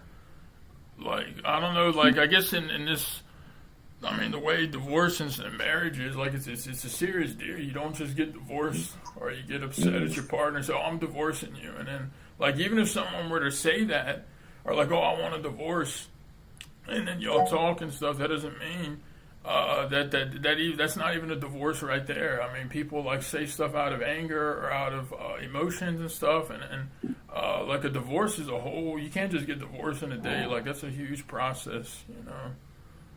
It's a big deal, you know. I mean, at least in, like, that's how everybody, like, how America. I mean, I don't know how it is in other countries. Like, maybe it's abused or something. I don't know. Maybe that's why. Yeah, like, it is. it's like, oh, I'm divorced. Like, you can't get divorced in a day. Like, at least not here. I mean, or how it's, you know, how it is. Yeah, I mean, most of the developed world. I mean, you have to wait that long anyways for the divorce to finalize, right? So, like, the minimum period is like 6 months for the divorce to complete. Like, you know, divorce starts at whatever time, you know, they never give a judgment until at least 6 months after the divorce was filed, you know. So this also ensures, you know, God's way of doing things, right? This also ensures that, you know, there's less divorce, and it discourages the process of, like, people, you know, making decisions, emotional decisions, and rushing them without thinking, you know, based on anger or things like that, you know. Okay, well, I've been marrying another woman. Say, for example, I have wife Khadija. I divorce her today. I say I want to divorce you today. We separate. We're in the cooling off period. Say I go marry another woman in the meantime. I marry. No, how can you marry another one? You're already married to one. What do you mean? A man can marry multiple women. Why not? Why am I restricted to one woman? The only time you can marry multiple women is polygamy is under, yeah, Brother Khalid, polygamy is very strict circumstances. I mean, you can't even be equitable with more than one wife, no matter how hard you try. God is telling us that. I mean, it's under strict circumstances. You know, Messenger talked a lot about this very clearly. Like, we should not abuse this, you know, at all. Polygamy doesn't exist, or what? I don't understand this. I'm saying polygamy is abused, and if people are just looking to have multiple wives for whatever reason, that I don't know, that tells me I wouldn't. I mean, would you want a wife that's just looking for reasons? I mean, we know it's not the case, but would you want a wife that's just looking or itching for reasons to look for multiple husbands? I mean, how? Why? Different. Man, a woman cannot marry multiple men. I know, but I was using it as an example to put the husband in the wife's shoes about how you can't just say, just because polygamy is accepted doesn't mean, we can see where that has gone and taken the entire Islamic world and how diseased and sick and corrupted it's become. I mean, people walking around with 6 wives, they don't love any of them, and they're just wicked. I mean, if they're just, polygamy is like, Brother Abdullah Suleiman just shared, so. Also, there's the video where the messenger talks about marriage, and he gives the example of Muhammad, Prophet Muhammad. I mean, you shouldn't even want to. You shouldn't even want to have more than one wife. Like, monogamy should be in your heart. And if a situation arises where you do have more than one wife, then that's fine. That's okay. But it has to alleviate suffering. And it has to be for a good cause. And for the purpose of providing a father figure for the orphans, you know? Yeah. Okay, I understand all this. Okay, let's talk. Okay, I'm just talking about a hypothetical situation. What are you planning, brother? I mean, we want to find out, like, what are you planning? Okay, there's a hypothetical situation, okay? I separated my first wife, okay? I separated from my wife. Then I go and comply. Is everything okay? Do we need to be concerned? Okay, yeah, go ahead. Sorry, I'm just kidding. That's okay. So if, say for example, I separated from my wife. Okay, so we're in the cooling period. Then I find another woman who complies with the verse where polygamy is allowed. I go and marry this woman. Okay. What happened to the wife that I first, like, I'm in the cooling off period? Is it still valid? Yeah. I mean, if your cooling off period is still not finished, you're still married to that woman. Mm. Yeah. That's my question. I mean, Say, for why? I'm example, just So if curious. you, I mean, if I'm you, not, I'm not, I'm not like yeah, judging you or anything, but why are you thinking about that? I mean, what we call that out here is monkey yeah, branching. That's called monkey branching, and it's yeah, very frowned. Like, just to have that mindset. I yeah. don't I know mean, why you I would think, I even. think he's asking, I think he's asking about that because he is trying to figure out how the divorce process itself even works with such a long period, and why there's a cooling off Well, I mean, in in this, the first place right? too. I mean, you could So he's I'm trying divorce. to trying to figure out like understand this. how all the hypotheticals around, Okay. you know, going through the divorce process. What if I do I this? don't What know. if I I do wouldn't want that? to be Like, like if I was going through a divorce process. I mean, maybe it's just me, like, and finish with the first wife, and you meet somebody new, right? Like Brother Khaled said, you're going through the cooling off period, you know, like courtship, right? Finish the hmm process with the first wife. Why get married to the yeah, second wife? Like, let it. I mean, the second wife shouldn't even be cool. I wouldn't be. I would think something about if she was okay with me also being marrying me when I'm married to the first wife. Like, should both talk. Look, you should get divorced to the first wife first, and then we can get married, etc. That happens with people, but yeah, in the sense of like polygamy, I don't know why. So I mean, maybe. Yeah, I mean it's Uh, possible, but like, why would you want to be married for yeah, two people? brother, And I'm not talking about our personal preference. I'm just talking about the laws about God. Like, what did Allah? How does divorce happen? Like what Brother Salman, I'm trying to understand how divorce happens. What are okay, the laws that govern divorce, and what is allowed, what's not allowed? I'm just trying to understand. okay, I'm creating this hypothetical scenarios okay, just okay, to recreate a situation and to understand what's allowed, what's not allowed. I'm not saying that's my preference. I'm not okay. saying I will do Oh yeah, this. yeah. I'm just saying Just out of I'm discussing and curiosity. doing it. Yeah, yeah, yeah. Okay, I'm not saying understood. I'm not also advocating or recommending this. Okay. I'm just No, I asking about wasn't sure. theoretical. Yeah, I'm sorry. I wasn't sure. I thought it wasn't. So hmm he's just No, yeah. curious. I So understand. yes, but you know, but I think to John's point, if a man is going through the divorce and it's been 1 month, like uh, technically speaking, he can do anything, right? But if you putting yourself in the mindset of a person who's in the first month of a marriage falling apart, like most likely, I mean, a marriage is not going to be on their mind. Should not be on their mind to begin with, right? Like what John is saying is that this person should be either trying to like fix the marriage or resolve the marriage or something like that. I mean, based on the Quran, like if someone wants to follow the laws, I mean, he hasn't even concluded the first one and he's going into another one. Right. It's like Like monkey. the Yeah, whole kind of like whole monkey thing is just branching. becomes Like more you. convoluted. Yeah, monkey Right. branching. Yeah. And then it kind of shows too, like, and I'm not saying like we're just to Brother Suleiman's point on the on as well. I mean, to me, it would show me like if it was versus uh, roles were reversed, it would show to me that this person was violated, like didn't intend to be with me forever. Like the messenger says, like you have to love this person, and when you marry them, like hmm you want to live with them and love them forever, and that's it. Like you're not hmm looking, you don't have one hmm foot in the water and one foot out. Like you're not just waiting, because then that's not true love, and that person tricked you hmm somehow, and it's just adds to the Yeah. pain of the situation. Yeah, So I this think applies also to like women more I'm than since men. polygamy is mentioned, like I don't want any listeners, who are listening to the study, think that like polygamy is encouraged in the Quran. Like polygamy is something that is permitted in the Quran, but is strictly under strict circumstances, right? It must alleviate pain and suffering, and not cause any pain and suffering. If you have a young family, it is almost certain that polygamy is an abuse if you have a young family, right? And then it says polygamy to substitute a younger wife is an abuse of God's law, which is like 90% or let's say 80% of what happens in the world today. Like people are substituting younger wives, divorcing older wives so they can always have a young, beautiful, spouse, to show off and stuff like that. So those types of things are not allowed in the Quran simply, right? And the verses are mentioned here: 4:19, 4:129, and 4:3. All these examples are. This is mentioned in Appendix 30, that God says that you should be content with only one wife. If you cannot be equitable, and God says you can never be equitable with more than one.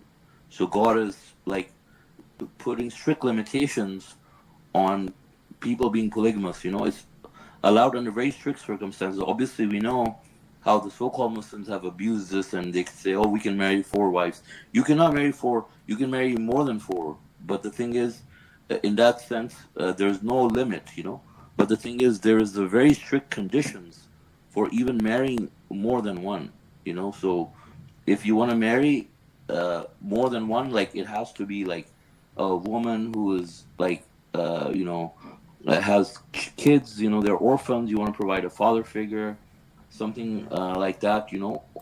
It is to alleviate pain and suffering for the person.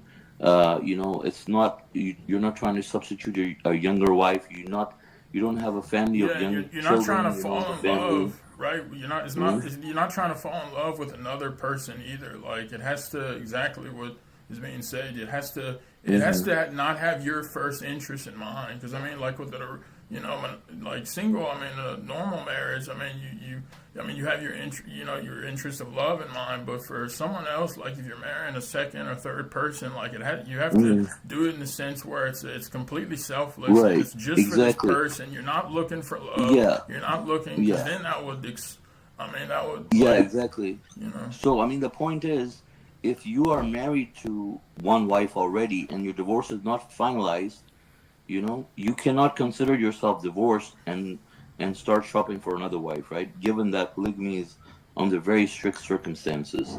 So, under very strict circumstances, you're not going to be shopping around in the first month of your divorce process, until the divorce is concluded. Only then you consider yourself, divorced, and then you can say, okay, now I can just marry anybody I want, given that obviously I have love and mutual understanding, and the dowry and all that is supposed to be paid and all that, right? But until then, like, I cannot just go and marry like a younger wife or something. If I'm divorced, I want to marry a young wife. I mean, sure, right? Because you're divorced. But if you're not, you can't just go do that, right? So in most of those situations, you're gonna have to wait till your divorce is concluded, given that polygamy is only allowed under very strict circumstances before you can go and marry another woman, right? Yes, I understand, And, brother. yeah, and we know in the U.S. or in Europe also, it's almost impossible to even marry legally if you're already married, right? Yes. I was Yeah, gonna there's say one that too. comment The about messenger, Khabar was saying that you cannot love more than one woman. Okay, I mean, polygamy is allowed under certain circumstances, but doesn't mean that if you marry a second woman under those allowed circumstances, doesn't mean you cannot love her. You have to love her, otherwise it well, doesn't work out. it says that you cannot be equitable, like towards all of them. So, Mm-hmm. like that verse kind of explains a lot. When you um Yeah, what you you were cannot be saying right equal, now, brother. Right. Yeah, I'm not saying like you can't love her, brother Khalid. What I meant was like if your intention, like you're still, in the water with one woman, your first wife, desirably your only forever wife. That should be. And to me, it would show me if your intentions are, unless it was like strictly, like if you're going to look, if you're shopping for love and stuff while you're still married or you're going through a process of divorce, and your intentions are behind it, or you're just looking for something else, that reflects something about what's in your heart, because that's completely different than like you coming across somebody, let's say a widowed or orphan that's really suffering. You care, you have love for them because you see their suffering, you see their children and stuff, but your intentions behind it, you weren't searching or shopping or window shopping, just looking for another adventure or whatever, or even telling yourself, lying to yourself or this stuff. But I mean, it's not. I mean, I'm not saying like you're thinking any of this, but I mean, this is, I don't know, I just feel, right. Yeah, polygamy is permitted, but it is discouraged, like divorce. Right. So it's like, it's discouraging. I mean, you shouldn't, because, even if you might have, like, we could say, I mean, like God, I think there's even a verse that says, you could bring financial burden upon yourself too, so, but yeah, of course, Yes. like if you're helping with somebody, a widowed orphan or whatever the case is, yeah, you could learn to love them and stuff, but your intention behind it, you weren't just shopping for another wife just because you got bored with the first one, or just because, you were, I mean, because let's just say, like your first wife, let's say it would have ended up working out, or it was going to work out, but you jumped ship too quickly, monkey branched over to somebody else, and then you come back around to find out, and you and your first wife, you don't want to get divorced. I mean, what did you just get yourself into? And then there's, I don't know. I mean, I'm just... Yeah, and then you're going to have more problems, yeah, obviously, you're going to have, like, financial, and then the first wife, right, more problems. And Yeah, imagine your first wife finding out, you're trying to resolve your first marriage, and you're like, oh, he married another woman. Oh, yeah, you were definitely going to work this out now. Right.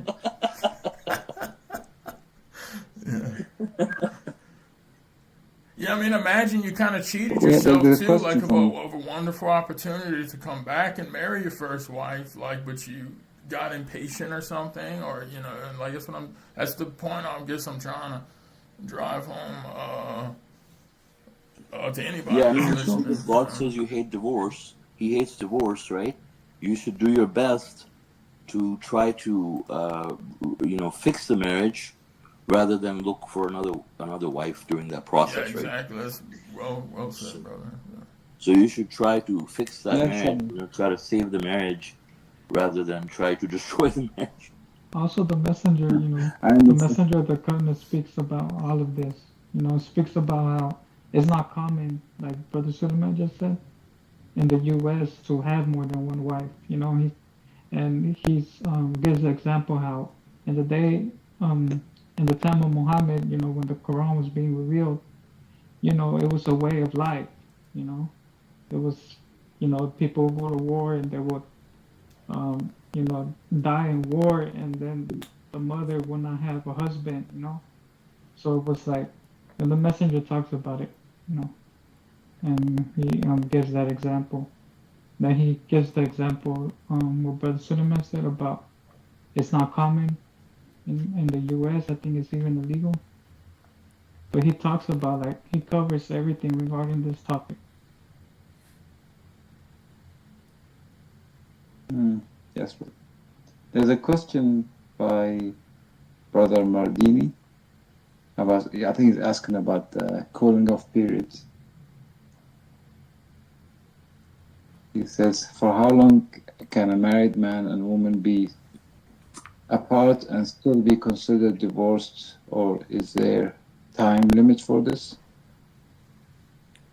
Can you brothers answer this? I don't know.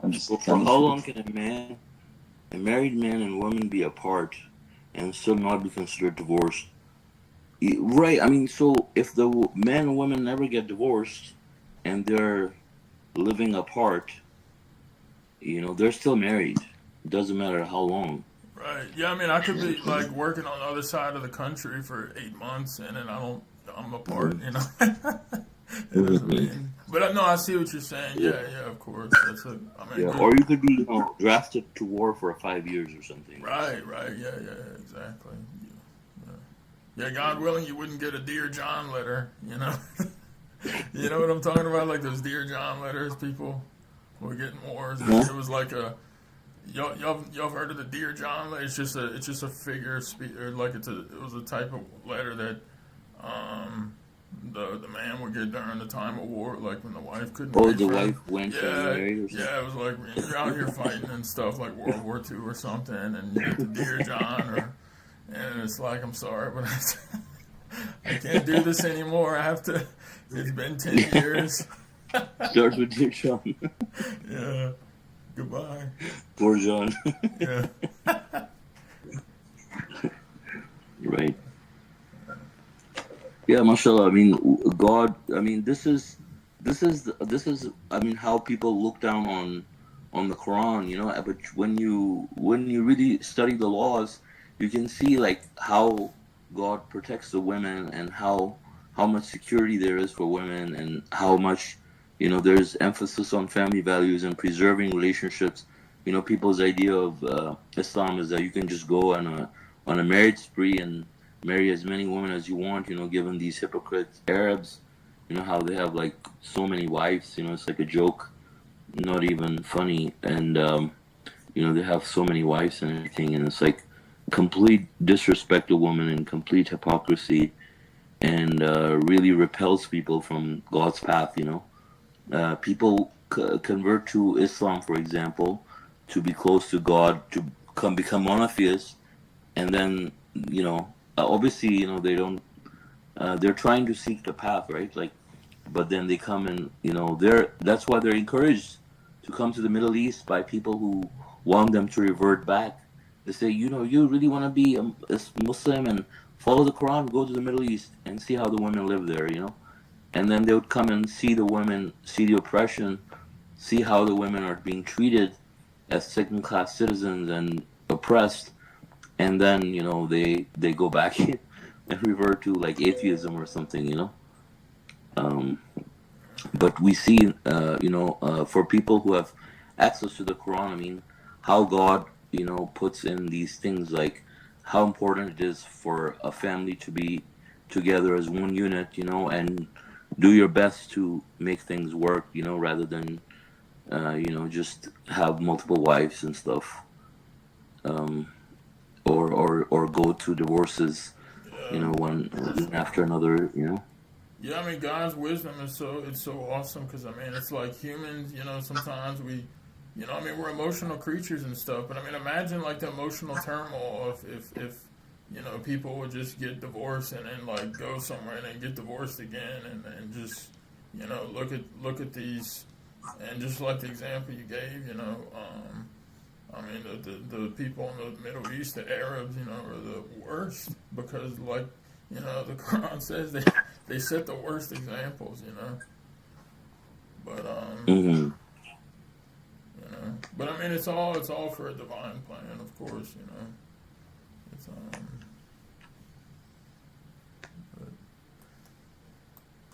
Okay, so Brother Mardani asked a question on what is an official divorce.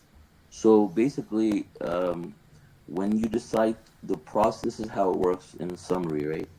So when you decide to divorce a person, you let them know that you want to divorce them, right?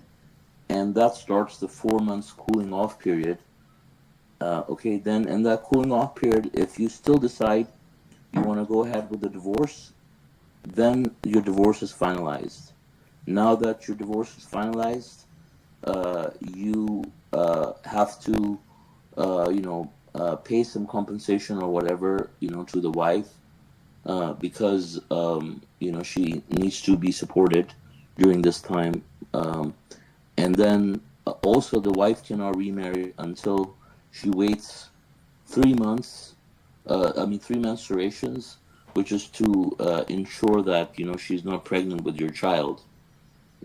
And then after the 3 months, the three menstruations have passed, and she's still discovered she's not pregnant, then she can go ahead and remarry, right? So official divorce is when you decided to divorce, and then you waited 4 months, and then you decide to go through with the divorce. You have two witnesses witness the divorce. It's a process. Like when you get married, you don't have to have two witnesses, but when you get divorced, you have to have witnesses witness the divorce. Where you're saying, okay, we're divorcing, we're finalizing. Here are the two witnesses. And you have some. It's some kind of financial transaction or something going to happen, obviously, because there's some compensation involved at that time. So you're gonna write it all down, right? So it's all gonna be official. So that's your official divorce. If you're living in a developed country, you're most likely just going to follow the process in that country and file the papers, wait 5-6 months to go through with the process. If you by the end of that period, if you still decide you want to leave, you're going to sign those papers and the divorce is going to be official, right? and that's the official process, basically, right? But you don't have to necessarily do that by the state, but by the Quran, it's very similar to how you would even do it based on your state, right? And let's say but even if you want to do it based on Quran, like whatever country you're living in, most likely you can still have your same private agreements based on how you want to split your assets or whatever, and the terms of your divorce, as God says, so you can put that in writing and mutually agree to depart, right? That's and if you decide to, if you're officially married, like based on the laws of the country, which by all means people should, then you should go ahead with the process of actually going through with the legal process of getting the divorce as well, right? Because otherwise the woman is still legally married to you, and you can't really anyways. So I hope that answers your question, brother. Yes. And yes, if you fear that your marriage might fall apart, like if there's talk about maybe a possibility of divorce or something, or you're having like serious problems in your marriage, then the arbitration can happen also, before the divorce even starts, God willing.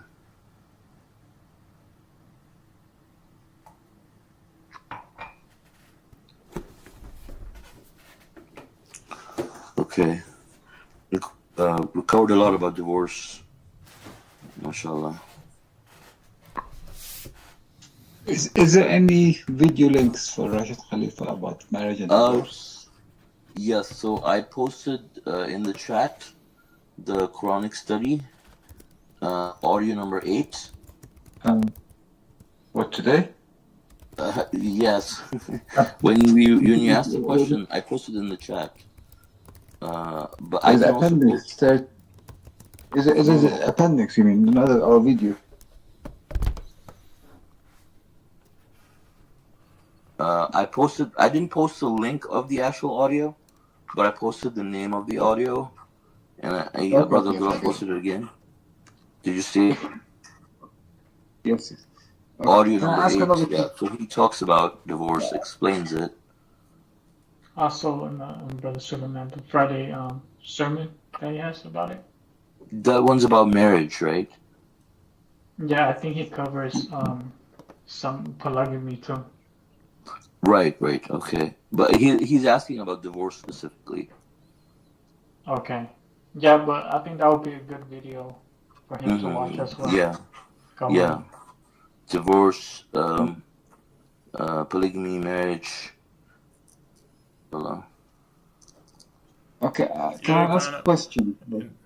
Yeah, once we get those audios, I just wanted to say, I'm sorry, Brother Khalid and Suleiman. Yeah, it kind of more motivating too, because once all those audios are transcripted, God willing, with that SRT program Suleiman had sent me, it'll be we can search for this stuff in keywords way easier. It'll be real nice. So, yeah, just Subhanallah. Yeah, once we finish it, then we should be able to search it in the app also. Yeah, that's what I meant. Yeah, we'll have it. I have a question here, a theoretical question again. Say you marry a woman and she was perfectly healthy at the time you married her, but she developed a disease that prevents her from ever getting pregnant. She can never have kids in her life due to her ovaries being taken over due to disease or illness, and there's no scientific or anything there to cure this, and it's impossible for her to get pregnant at all.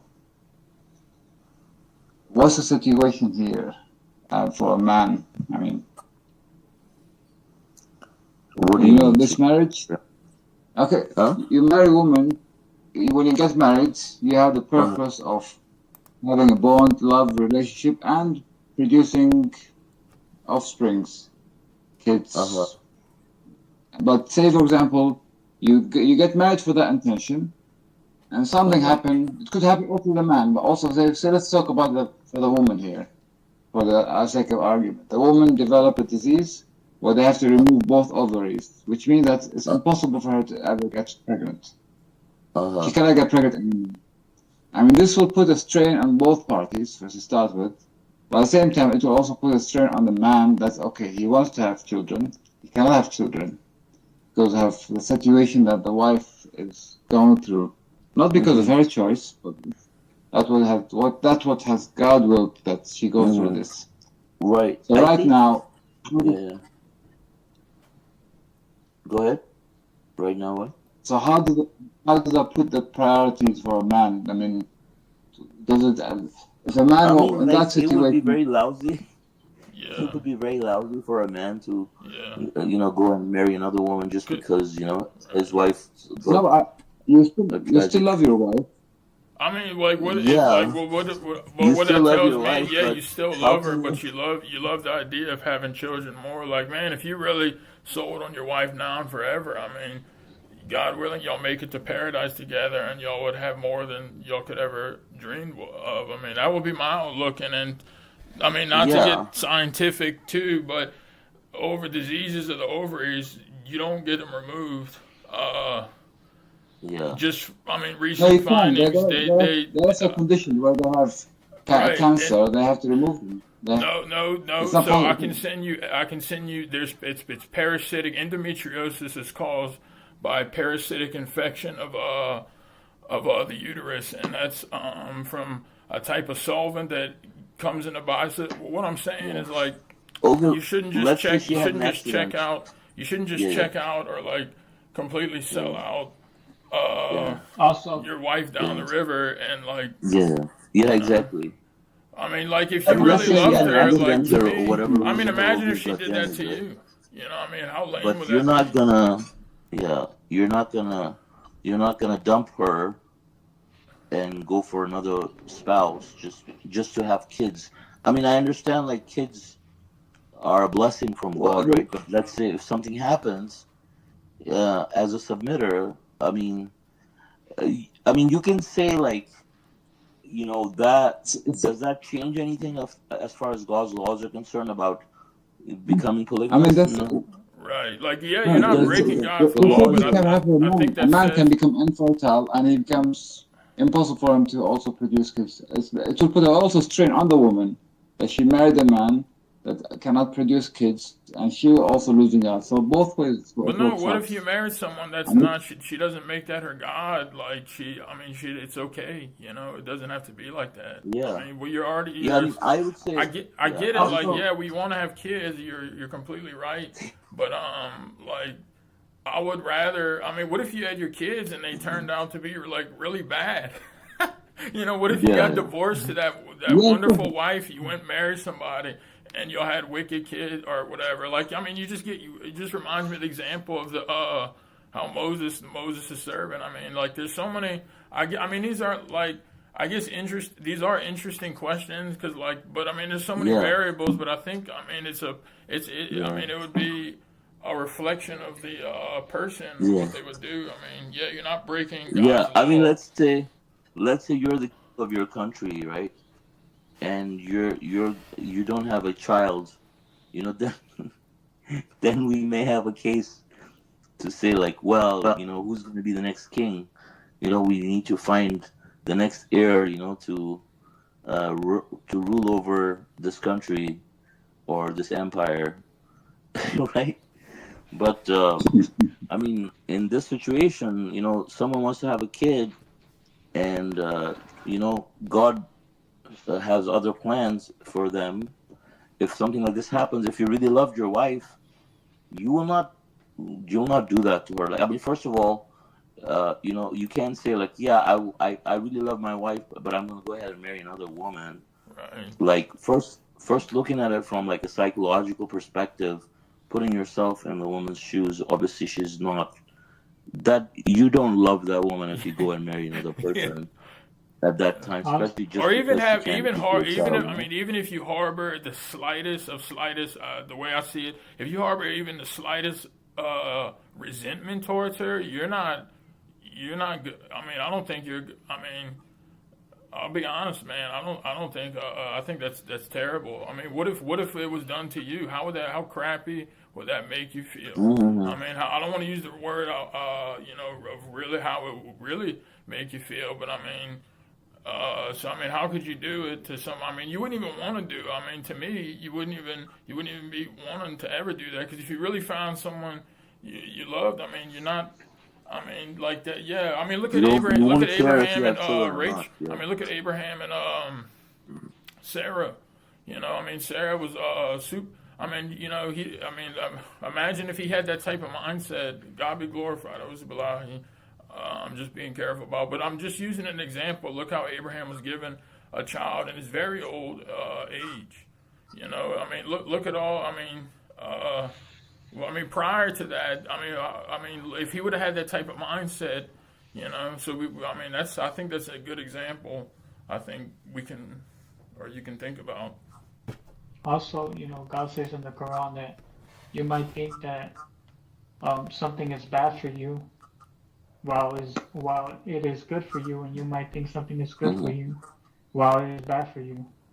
You know, Brother Khalid. So Okay, well, I what's think important the whole debate, is to have the whole debate is that we're using our own opinions to justify things. Yes, you can say. No, we're I'm not not using saying our own about. opinions. We're saying that you still have to follow the laws in the Quran, even if Yeah, we your follow the wife laws of doesn't have Quran. ovaries. That does not change the laws in the Quran, right? We're not talking about our opinions, right? I'm not trying to promote polygamy. I'm not even married at the moment, but I'm just saying about hypothetical scenarios.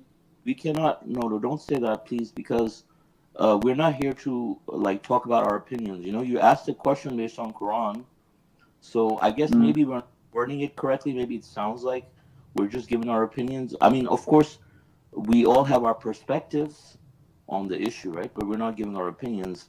Our opinions would be like if we are making up laws that are not from the Quran, that would be our opinion, right?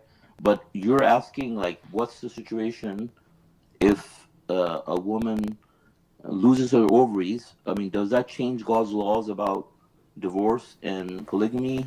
Specifically, polygamy we're talking about? No, it doesn't, because polygamy is under those strict circumstances. You know, not having kids is not listed there even as under the laws of like polygamy, right? But God knows, I mean, that you're going to be held accountable, and like I can't say, yeah, I mean, if you cannot have kids, yeah, go ahead and marry another woman while you're sure your wife is still alive and watching you do that. Right, there's And enough while you wiggle say room that for you still people love her, to hang you know, themselves that's with just this. common sense, right? Right. But I'm saying, as far as we should want to stick to the Quran, the laws are clear, right? It must be to alleviate pain and suffering, like to provide a father figure. You know, all these conditions have to be met. You cannot do that to substitute your younger woman. All these things are clearly defined, right? So then on top of it, we're saying that it doesn't sound right. What you're saying, it doesn't sound appropriate. It doesn't, yeah. This I mean, sort of there's enough wiggle mindset room is kind of oppressing a woman, you know? Yeah. So, I mean, what's the fascination with having children? You know, I mean, it's like saying, first of all, if you actually love a person, you know. Yeah, it's like saying, like, oh, it's not prohibited, or there's no law in the Quran for divorcing my wife because I don't like the color of her hair. You know, because if you really want to get down to the nitty-gritty of it, that's the point you sound like you were trying to make, and that's not what we're saying. You know, what we're giving, like Suleiman said, our perspective. And personally, I think there's enough stuff open. I mean, for people to look and act upon, and Okay, I want to come out with another scenario. Okay, I know this is causing maybe lots of questions, but say for example, I'm married to one woman, and this marriage is very happy, everything goes. But at the same time, I found other, like three other women who fall into the same category which God allows us to do polygamy. Say like they're divorced, orphan, they're divorced women, they have kids, and I'm trying to help them. And say, for example, if I end up marrying 4 women, okay, under these circumstances, complying with what God has allowed us, I still have to give them love. It's not going to be just, yes, I'm marrying them to alleviate their pain What? and their Yeah, who But help said them. who I answer think the said you didn't have to question. How give do them you love? Where is how that do you coming give from? love to 4 women? Yeah, you need to give them love for all of them. I know it's not. I'm not saying We're it's not possible talking to about do each children. other. It's all of them. You know how do you like? I mean, how can you give love to 4 women? I'm just trying to understand the statement. I mean, if your intention, I mean, I yeah, don't have one. I don't have one of them. I'm just No, I mean discussing in the this society, theoretical. let's say in this society, if you want to give love to 2 women, people are gonna look yeah, at you stupid, yeah. right? I mean, you're lying to both of them And at they're that time, gonna they're right? gonna harbor resentments against each other, like whether they like it or not. You know, they may. I, Well, let I me not say that as a definite, but they may. I mean, it's kind of opening up a can of worms for yourself. I don't know. You know. I know we cannot be just with all of them because God tells us it's not possible. But we have to try our best. Yeah, but I mean, Yeah, what but you else? can I mean, say I'm not. that I you can wouldn't say be that you trying. can be equitable. You can't be equitable, first of all, right? But you can't say you love them, right? Well, you have to love them. Because Otherwise, it doesn't. You cannot just. Otherwise, what's the relationship between them? It's not like a physical action. There has to be love, companionship. Even though you're marrying them for a purpose to alleviate their condition, to help them out. But Right. so okay, That's the let's eventually, say in love. today's Yeah. they become. society, That's love let's talk itself. about Like your let's selflessness of talk helping about them. let's talk about in today's society. Let's say, okay, you have let's say a man goes out on a date. I mean, I'm sorry if this sounds your opinion, but you can call it that. But the thing is, okay, let's say you go out on a date and you find a woman and you say you love her, and then you go on another date next day and you find a woman and you tell her that you love her, and both of them find out that you're telling them that you love them, right? I mean, do you think they're gonna believe you after seeing that you're saying it to this woman and that woman? Like, that's not how love. If you're talking about love, you mentioned the word, right? So shouldn't use the word love. That's because loving a person is like you really care for them. You don't want to hurt them. Like obviously, if you're married to one woman, I mean, and you love her, let's say, you're not gonna go and marry another woman in front of her. That's not love. Obviously, Right. No, but she's not That's gonna what I like was that, gonna right? say. Yeah, and You know, you if never. you already love married. her, if you love Second the marriage, it's not first for wife, love. It's then why for. are you even thinking? You know, like that. You if you're with the first wife and everything's good, and you love her and she loves you, then why would that even be in your mind? You know?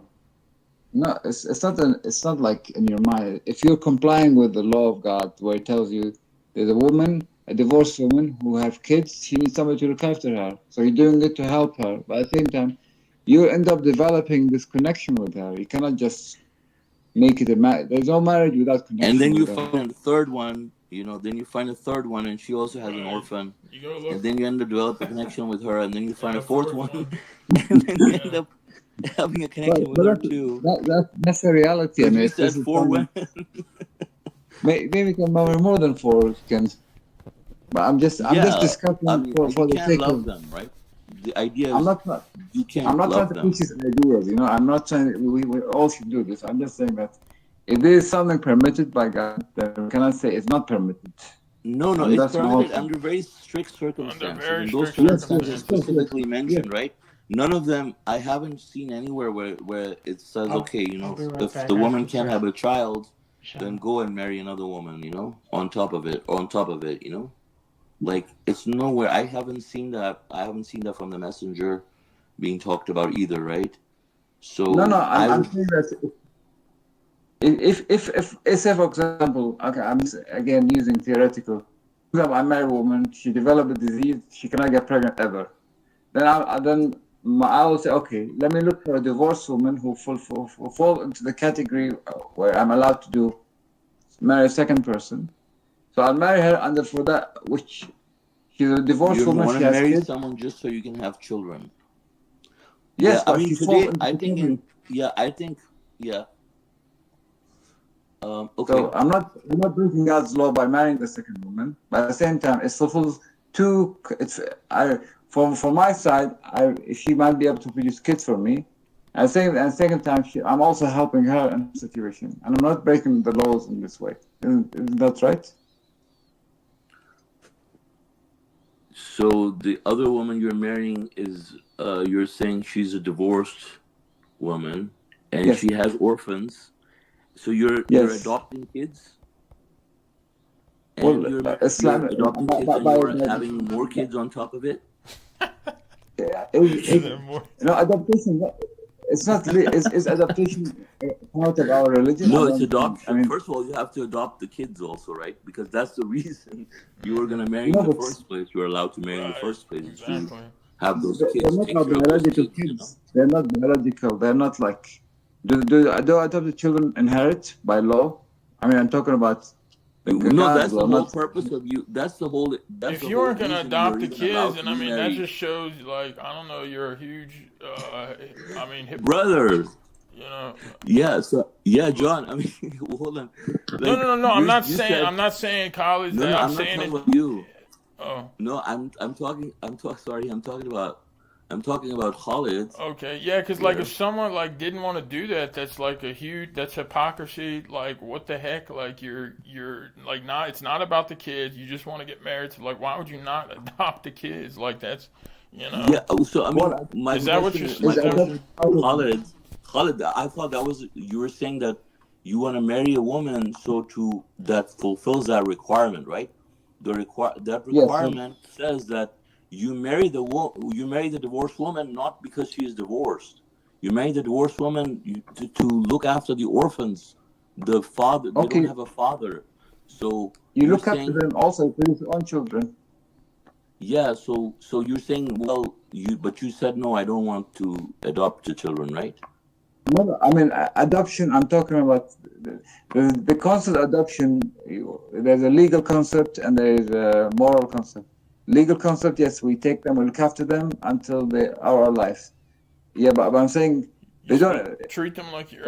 No, I'm saying the whole reason Quran is even allowing you to marry more than one wife is so you can look after those children and raise them, provide a father. Yeah, because they don't have a father. They need the whole purpose. Support. The wife, the mother needs financial. If that's not even on your mind, then you can't go and marry other women. Then you're being a hypocrite and you're breaking God's law. You know, like a hypocrite, like not like a hypocrite in the sense of like, you know, the common like hypocrite.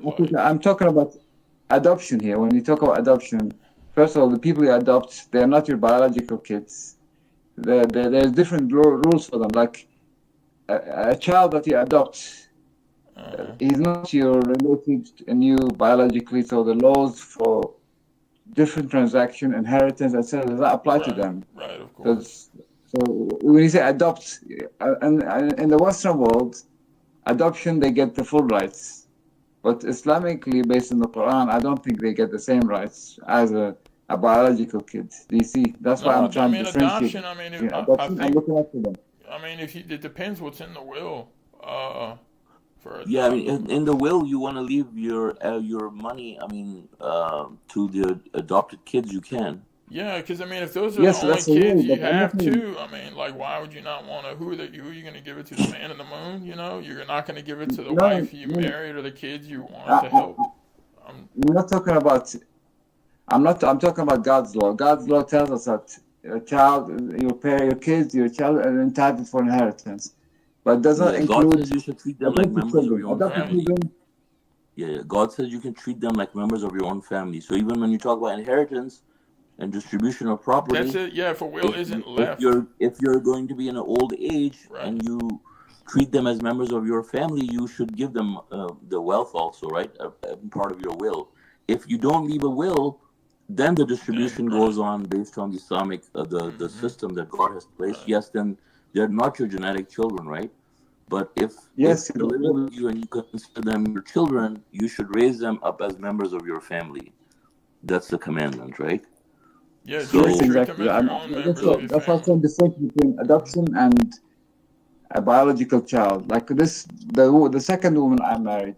So it's the same concept like in the adoption of the child, right? Like no country says that if you married and you adopted a child, and he gets all your inheritance or something, right? There's no such thing. No, I It's mean the the same. Western society is different. They follow the common law, not a religious law or a No, law but it based does. on You the. said something about the adoption being different. Like, let's say you said No, something okay, about inheritance. okay. Yes, say for example, the second wife I marry, she has one child, and Who's then I introduce my own child the with her. second wife? If she So was a one is my believer, she biological. would follow the Quran, the Islamic, the true Quranic law, God's law. So what I mean, it's the United States or any Western or whatever country isn't going to sit Okay, here and force. brother, I'm going to interrupt you here. I'm not talking about you're trying to impose the U.S. Okay, law let's as a let's talk Islamic one person at law. a time. Sorry. I'm talking Yeah. about So, Quran. I'm talking brother about No, no, Quran. no, no. Khalid. Which allows I'm saying U.S. law isn't imposed, brother Khalid. I'm saying U.S. law isn't imposed on unless it's well, U.S. imposed. Like law, the wife is U.S. law gonna, apply if for a you will guys, is not for left. me, not for everybody else. I'm sorry, guys. I'm talking about the Quran, what God has allowed. I'm talking God allows this, it's allowed. Just because you don't like it doesn't mean everybody else doesn't have to like it. That's my point. You're trying to push your own laws against everybody else. It Okay, doesn't work first of like all, this. guys, just hold on, please. Okay, so first of all, please, let's all seek refuge in God from Satan the rejected. First of all, let's not talk over each other. I mean, I know we get passionate, but let's not cut each other off. Let's listen to the whole point before we make our points, and let's choose our words carefully. Like, let's not use like inflammatory statements, right? It's just provoking each other's egos. We don't want to do that. I'm not saying anybody's really doing that. Maybe they are, but we shouldn't be doing that, right? Let's use the best possible way. Let's make our point. I mean, I heard a question you were making, something about divorce. I think you weren't Oh, about finished. me? Yes, about the divorce.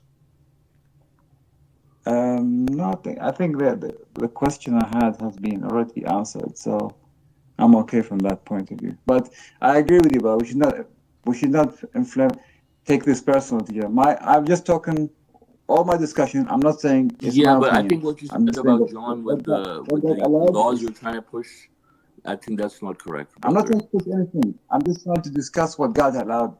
Not me, No, not but we you. shouldn't say that.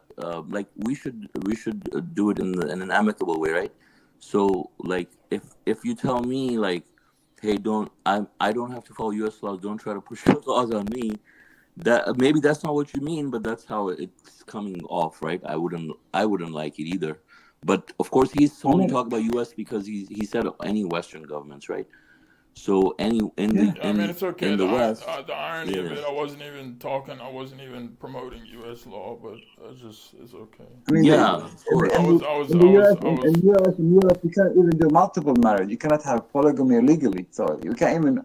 None of this applies in your countries because you cannot do it officially. If you try to even say find somebody who falls under the category you want to look after her orphan children, you cannot do it officially. They ban you. Brother, yeah, Some but countries my they imprison perspective, you if you right? didn't. Yeah, My moral in the Western perspective that I world, if was, you I yeah, was just go gonna ahead, say, brother. my moral Sorry, go ahead. perspective and advice that I was giving you has nothing to do with the United States law. I would say the same thing if I lived in your country or lived in a country where you could marry 50 women who are colored purple. It has nothing to do with the United States law or any bias. This is just I didn't even know that was the law.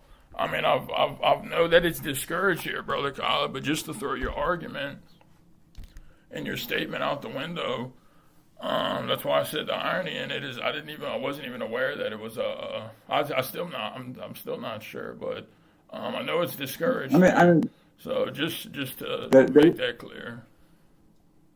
reason I'm asking all these questions because I'm trying to understand Quran. I'm trying to understand what's Yeah, allowed, what's not allowed. I'm trying to understand God's brother. law. That's it. That's all Yeah, I person. think I think really Not I'm sometimes. trying to promote or just.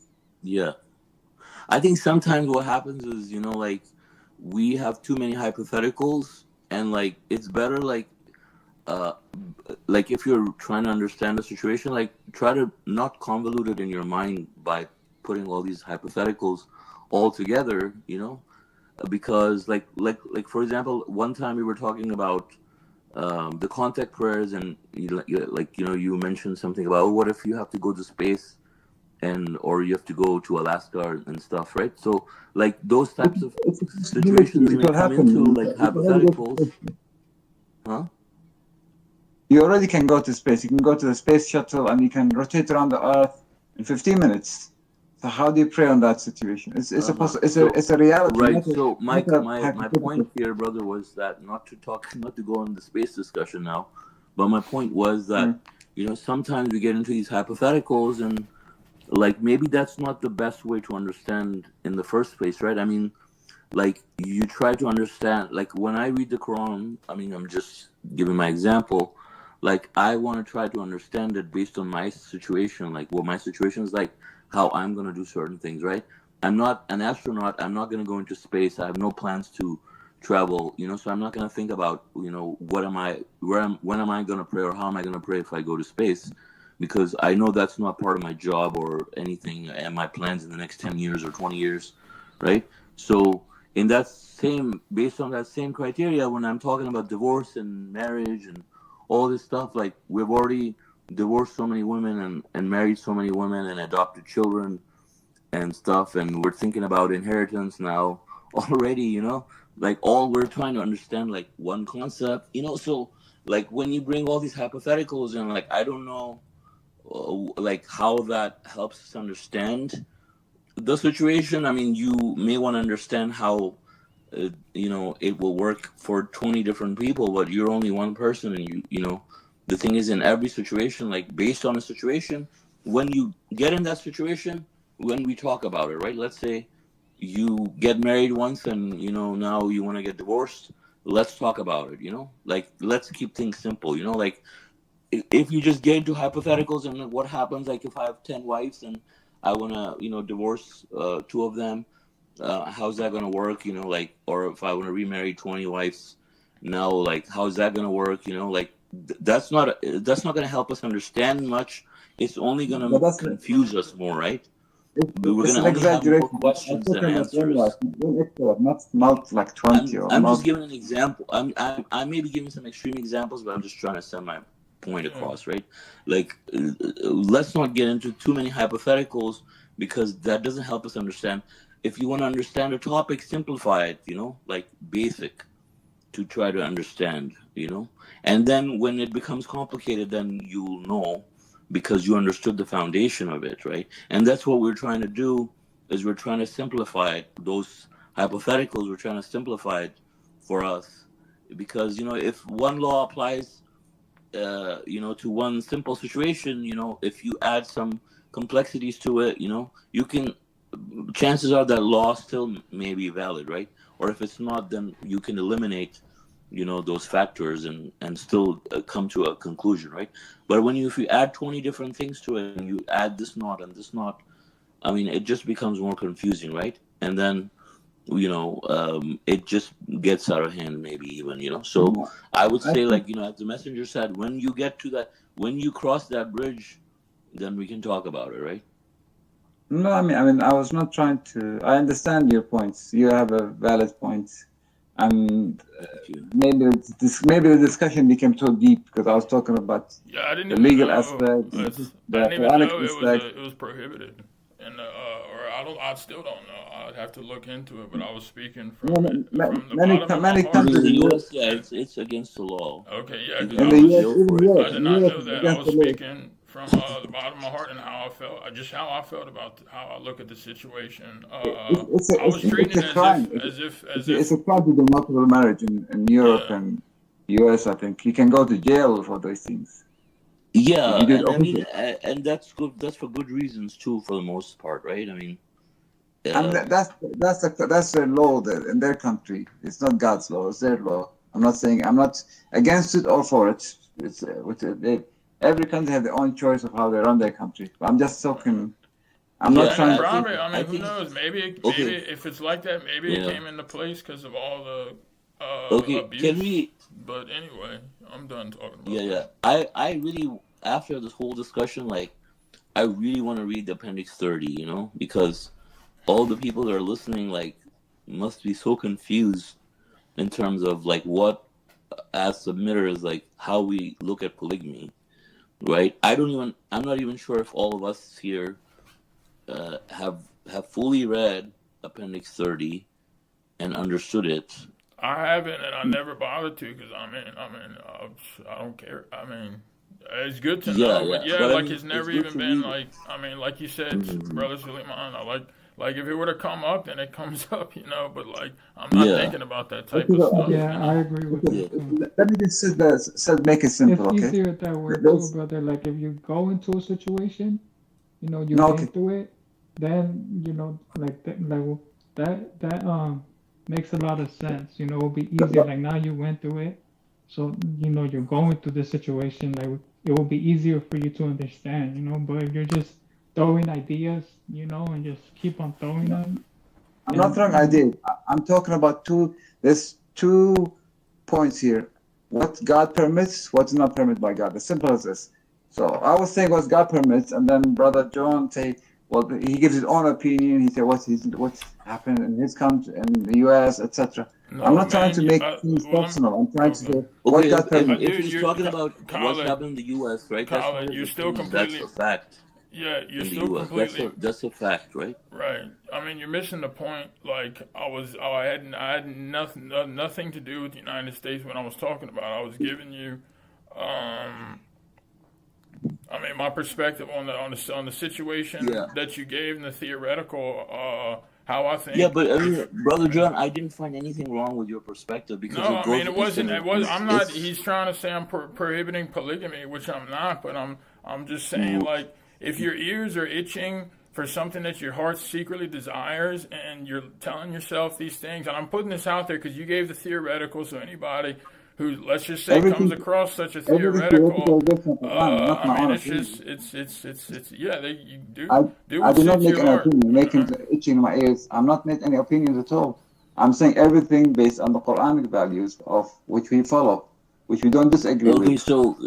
So okay. I mean, I don't want to be argumentative here either. So, first of all, let's just read Appendix 30, polygamy.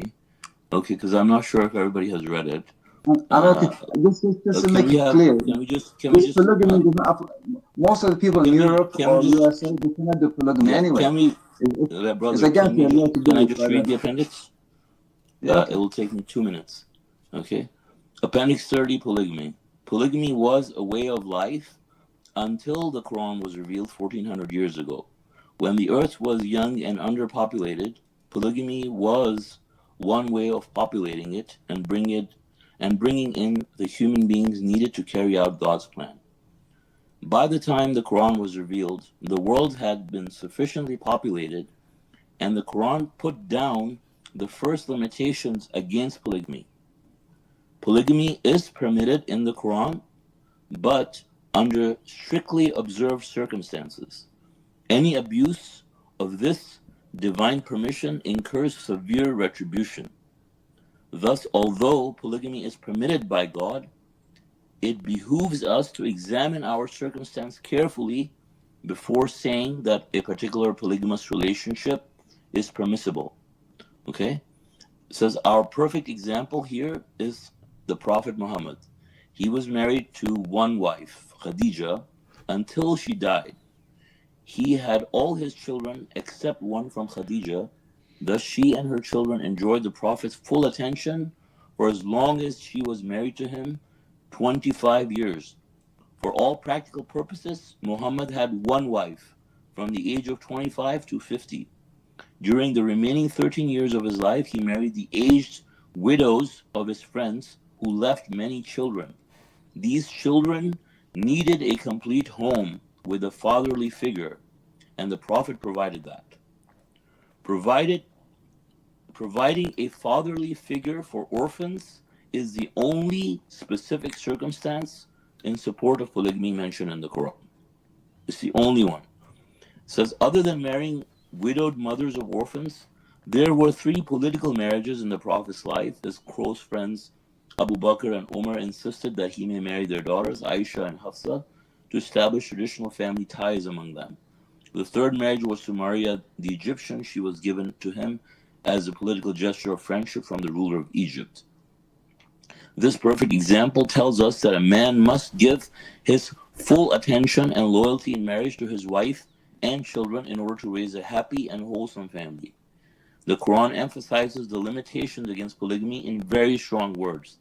If you fear less, quote, if you fear less, you must not be perfectly equitable in treating more than one wife, then you shall be content with one. Surah 4, verse 3. And then 4:129, you cannot be equitable in a polygamous relationship, no matter how hard you try. The Quranic limitations against polygamy point out the possibility of abusing God's law. Therefore, unless we are absolutely sure that God's law will not be abused, we had better resist our lust and stay away from polygamy. If the circumstances do not dictate polygamy, we had better give our full attention to one wife and one set of children. The children's psychological and social well-being, especially in countries where polygamy is prohibited, almost invariably dictate monogamy. Right? I'm going to read that part again because I think we touched that. The children's psychological and social well-being, especially in countries like the US or the UK, where polygamy is prohibited, almost invariably dictate monogamy. Okay, so don't think about it. A few basic criteria must be observed in contemplating polygamy. One, it must alleviate pain and suffering and not cause any pain and suffering. Two, if you have a young family, it is almost certain that polygamy is an abuse. Three, polygamy to substitute a younger wife is an abuse of God's law, right? So this, I just want to put it out there for people who are listening, you know, like what does the Quran say about polygamy? You know, this is the Quranic standpoint. It's very, very strict.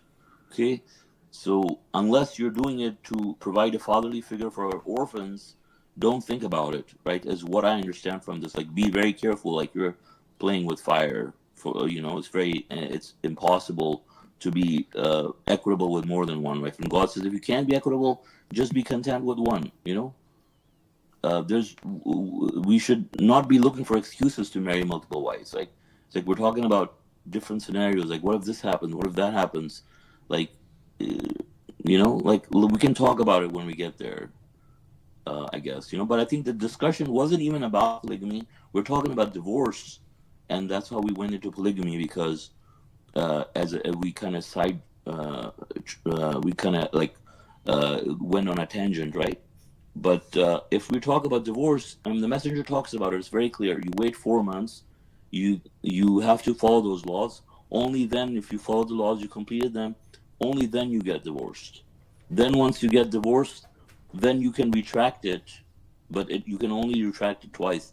The third time you can't retract it. You have to marry someone else, then get divorced, then married again. MashaAllah, I think that summarizes, and the appendix is very well explained by Rashad Khalifa. MashaAllah. So, alhamdulillah, I think that summarizes and sums up everything that we discussed here, and clarify the position of us yes. about the concept of marriage, divorce, and polygamy. Yeah. Alhamdulillah. So, any other comments from anyone? Any questions before we conclude? Divorce. So, thank you all for joining our Quran study. God willing, our next English Quran study would be on Saturday at 9:30 a.m. Pacific time. God bless you all. Thank you, Brother John, for leading. Assalamu alaikum. God bless you all. Assalamu alaikum.